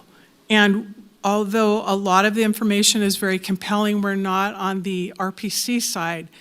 We're not on some of the things that were brought up today are outside of our purview. Our mission in terms of what we're tasked with and the body that we legally are responsible to render is actually outside of some of the things that may seem logical.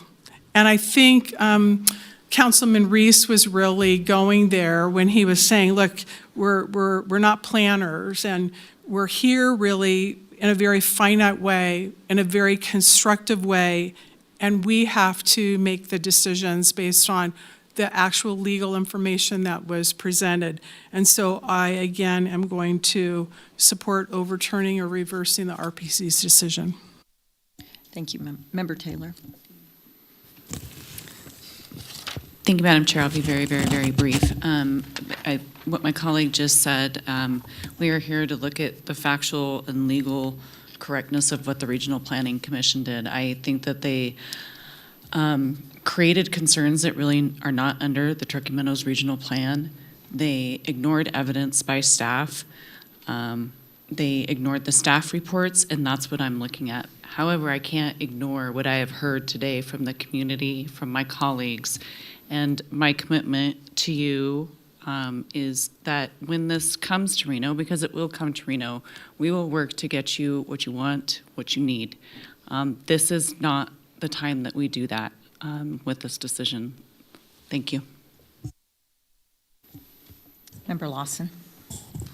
And I'm just echo what Commissioner Andriola said. There was factors brought into this conversation that I don't believe belong there, and we had no purview over as a regional governing board. So the only question I have is for the CFO, our COO. See, what the heck are you? The director. Director. Thank you. Yes, sir. I forgot where I was. I've been in so many board meetings. There was no staff recommendation in the motion. Was that done on purpose? Normally, we get a staff recommendation as to whether it conforms or doesn't conform.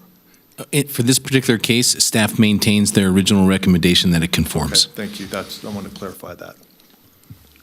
Thank you. You good? Member Rodriguez, any follow-ups? Maybe just one last question. This is part for the City of Reno.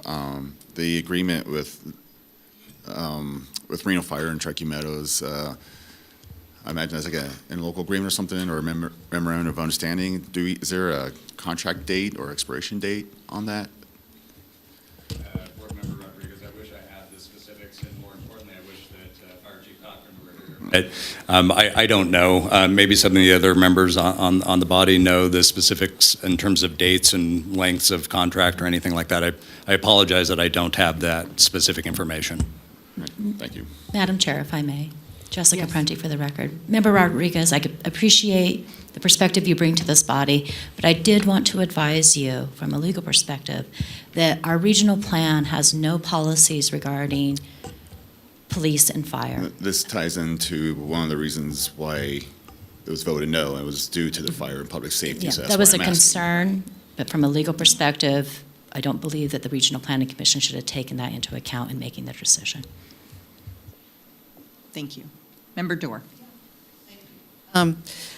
Again, I just want to recap that our Reno Planning Commission could not get to a majority to support the project. The Regional Planning Commission also could not. At the City Council, it was a 4-3 vote, so close. It wasn't 5-2 or 6-1 or 7-0. Different people viewed it differently. And that's because we're all looking at the findings and we're understanding the legal requirements and we're assessing them in our own lens. I mean, whether you vote yes, no, or something else, you're doing the best that you can to understand what you're being asked to do within the context of what you've been explained to do. So my biggest concern here is that we are going from a good plan to piecemeal development, because each building, each project gets to come in, and many of them will qualify for going straight to a building permit. That doesn't involve review by the Planning Commission or the City Council. does involve review by, or our planning staff. It's by our building staff, just do you meet the code? And what we're losing here is that opportunity to do better, to plan as a whole, to have synergy. I would recommend that the developer go back to the planning table, look for ways to work with the community, hear what they're saying. They got there once, they can get there again, but it's really going to take some work on the part of the developers. Some of my colleagues have identified the key issues, I agree, water and transportation, and because I can't support a motion to conform, I wanted to make sure, I wasn't sure from our attorney, if I actually had to state reasons I could not find conformance, or if I just have to say I believe that the RPC got it right and I support their findings. What is the best way I'm supposed to style this? Thank you, Member Dewar. If you support the RPC's findings and the basis upon which they made the findings, that statement would be sufficient. Okay. And finally, I just, I'm pretty good at reading the tea leaves, and I feel like I kind of know where we're going, but I'm really going to leave us a big philosophical question. What is the role of planning? What is our role? Is it just to approve what a developer says they want to do, and if economic times change, we go with the flow too? Or do we work with them to bring their vision into our vision so we have actually an economically viable project that actually fits also within our community vision? So I think we really have to get our arms around that, both back at our jurisdictions and here. And I'm not sure what is good. I know what's good for this project for the developer and the ultimate parcels that they'll sell off and the people that develop. And I'm all about capitalism. I myself have companies and work to make money and profit. I totally support it. But I also try within that to make sure that something about what I'm doing is also good for others, good for the community. So at the end of the day, I'm relying on my interpretation of our legal and factual things that have been brought to us by the staff and what has been put on the record. And, I'm not going to be able to find conformance. I've already stated that. But I want to make sure if there's reasons, I made sure I stated those too. So thank you. Thank you, Member Durr. Member Herman, do you have anything else? I do have a question.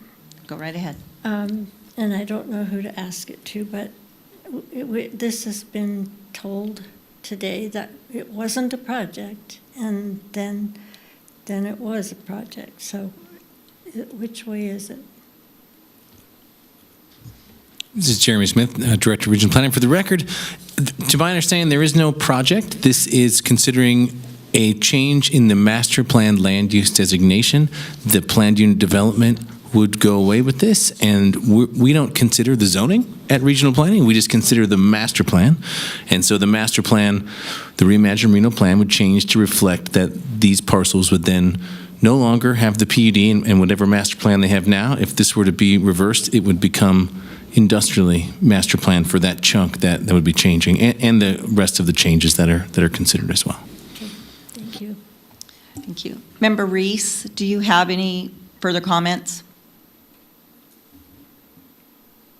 No, Madam Chair.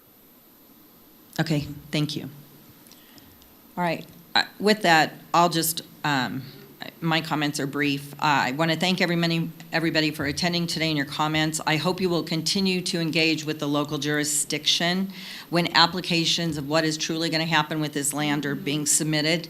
I would also encourage the developers to work with the community and elected officials as they have done in the past to make this a successful project that everyone can be proud of. And then I'm not going to repeat what any of my colleagues have said, but only to share, I did live in Cold Springs for 23 years, and I raised my children there. And I served on the Regional Planning Commission in 2007, and I also served on the Regional Planning Commission in 2018 when all of this came forward. I was a local planning commissioner at Washoe County and also at the city of Sparks, and I am going to say here that the RPC overstepped what the rules are. So we do not apply what happens at our local jurisdictions as far as policy and code up here at regional planning. So with that, I will entertain a motion. Madam Chair, I move to reverse the RPC's determination of August 4th, 2025, and find that the Stonegate Amendment to the City of Reno Master Plan conforms with the 2019 Truckee Meadows Regional Plan based on the findings listed in the staff report and the facts and testimony presented to this body. A second. Okay, I have a first and a second. Is there any further discussion? Okay, hearing none, do we want a voice vote? I would like roll call, please. All right, Diane Vanderwell, Aye. Kathleen Taylor, Brandy Anderson, Aye. Claire Andriola, Naomi Dewar, Nay. Jean Herman, Ed Lawson, Devin Reese, Aye. Joe Rodriguez. All right. Passes. Thank you. Motion passes. Okay, with this, at the board level, per our bylaws, regional planning is only supposed to last 3 hours for our governing board meeting. So if you guys would like to either finish the agenda or entertain moving them forward to December. Madam Chair, are we on a time deadline to discuss the evaluation performance? Exactly. Thank you. That's what concerns Thank you, Mayor Lawson. Jessica Prunty for the record. There is a contractual obligation under Director Smith's contract of when his evaluation be considered. If this body chooses, after 4 hours of a lengthy meeting, with Dr. Smith's consent, we can bring this back to the December meeting. My only concern is whether or not we're going to renew his contract. And then if there's going to be an item that doesn't get, I apologize, I'm tired too. If the body's going to consider any item that's left on the agenda, I would consider the renewal of Dr. Smith's contract. So then there can be that delegation of authority if this body so chooses for the negotiation of the terms, and then that and the evaluation can come back. Or we can continue it all, have So the when does this evaluation, contract expire? Is it December 31st. Okay. And we could have So a, can we give him a 30-day extension? absolutely. Let's just go that route, and we'll Yeah. take it up in December. Okay, can we have a motion? Can you motion? I'll make a motion that we extend Dr. Smith's contract for 30 days to January 31st, and we'll discuss the performance evaluation and pay the compensation at the December meeting. Perfect. Member Androla got the second, sorry. Okay. didn't Any hear further that. discussion? Okay, hearing none, please vote. Aye. Aye. Okay. With that, then we're going to go ahead and adjourn the Do meeting. final public comment, We'll maybe? do final There's a public general, comment. so- Yep.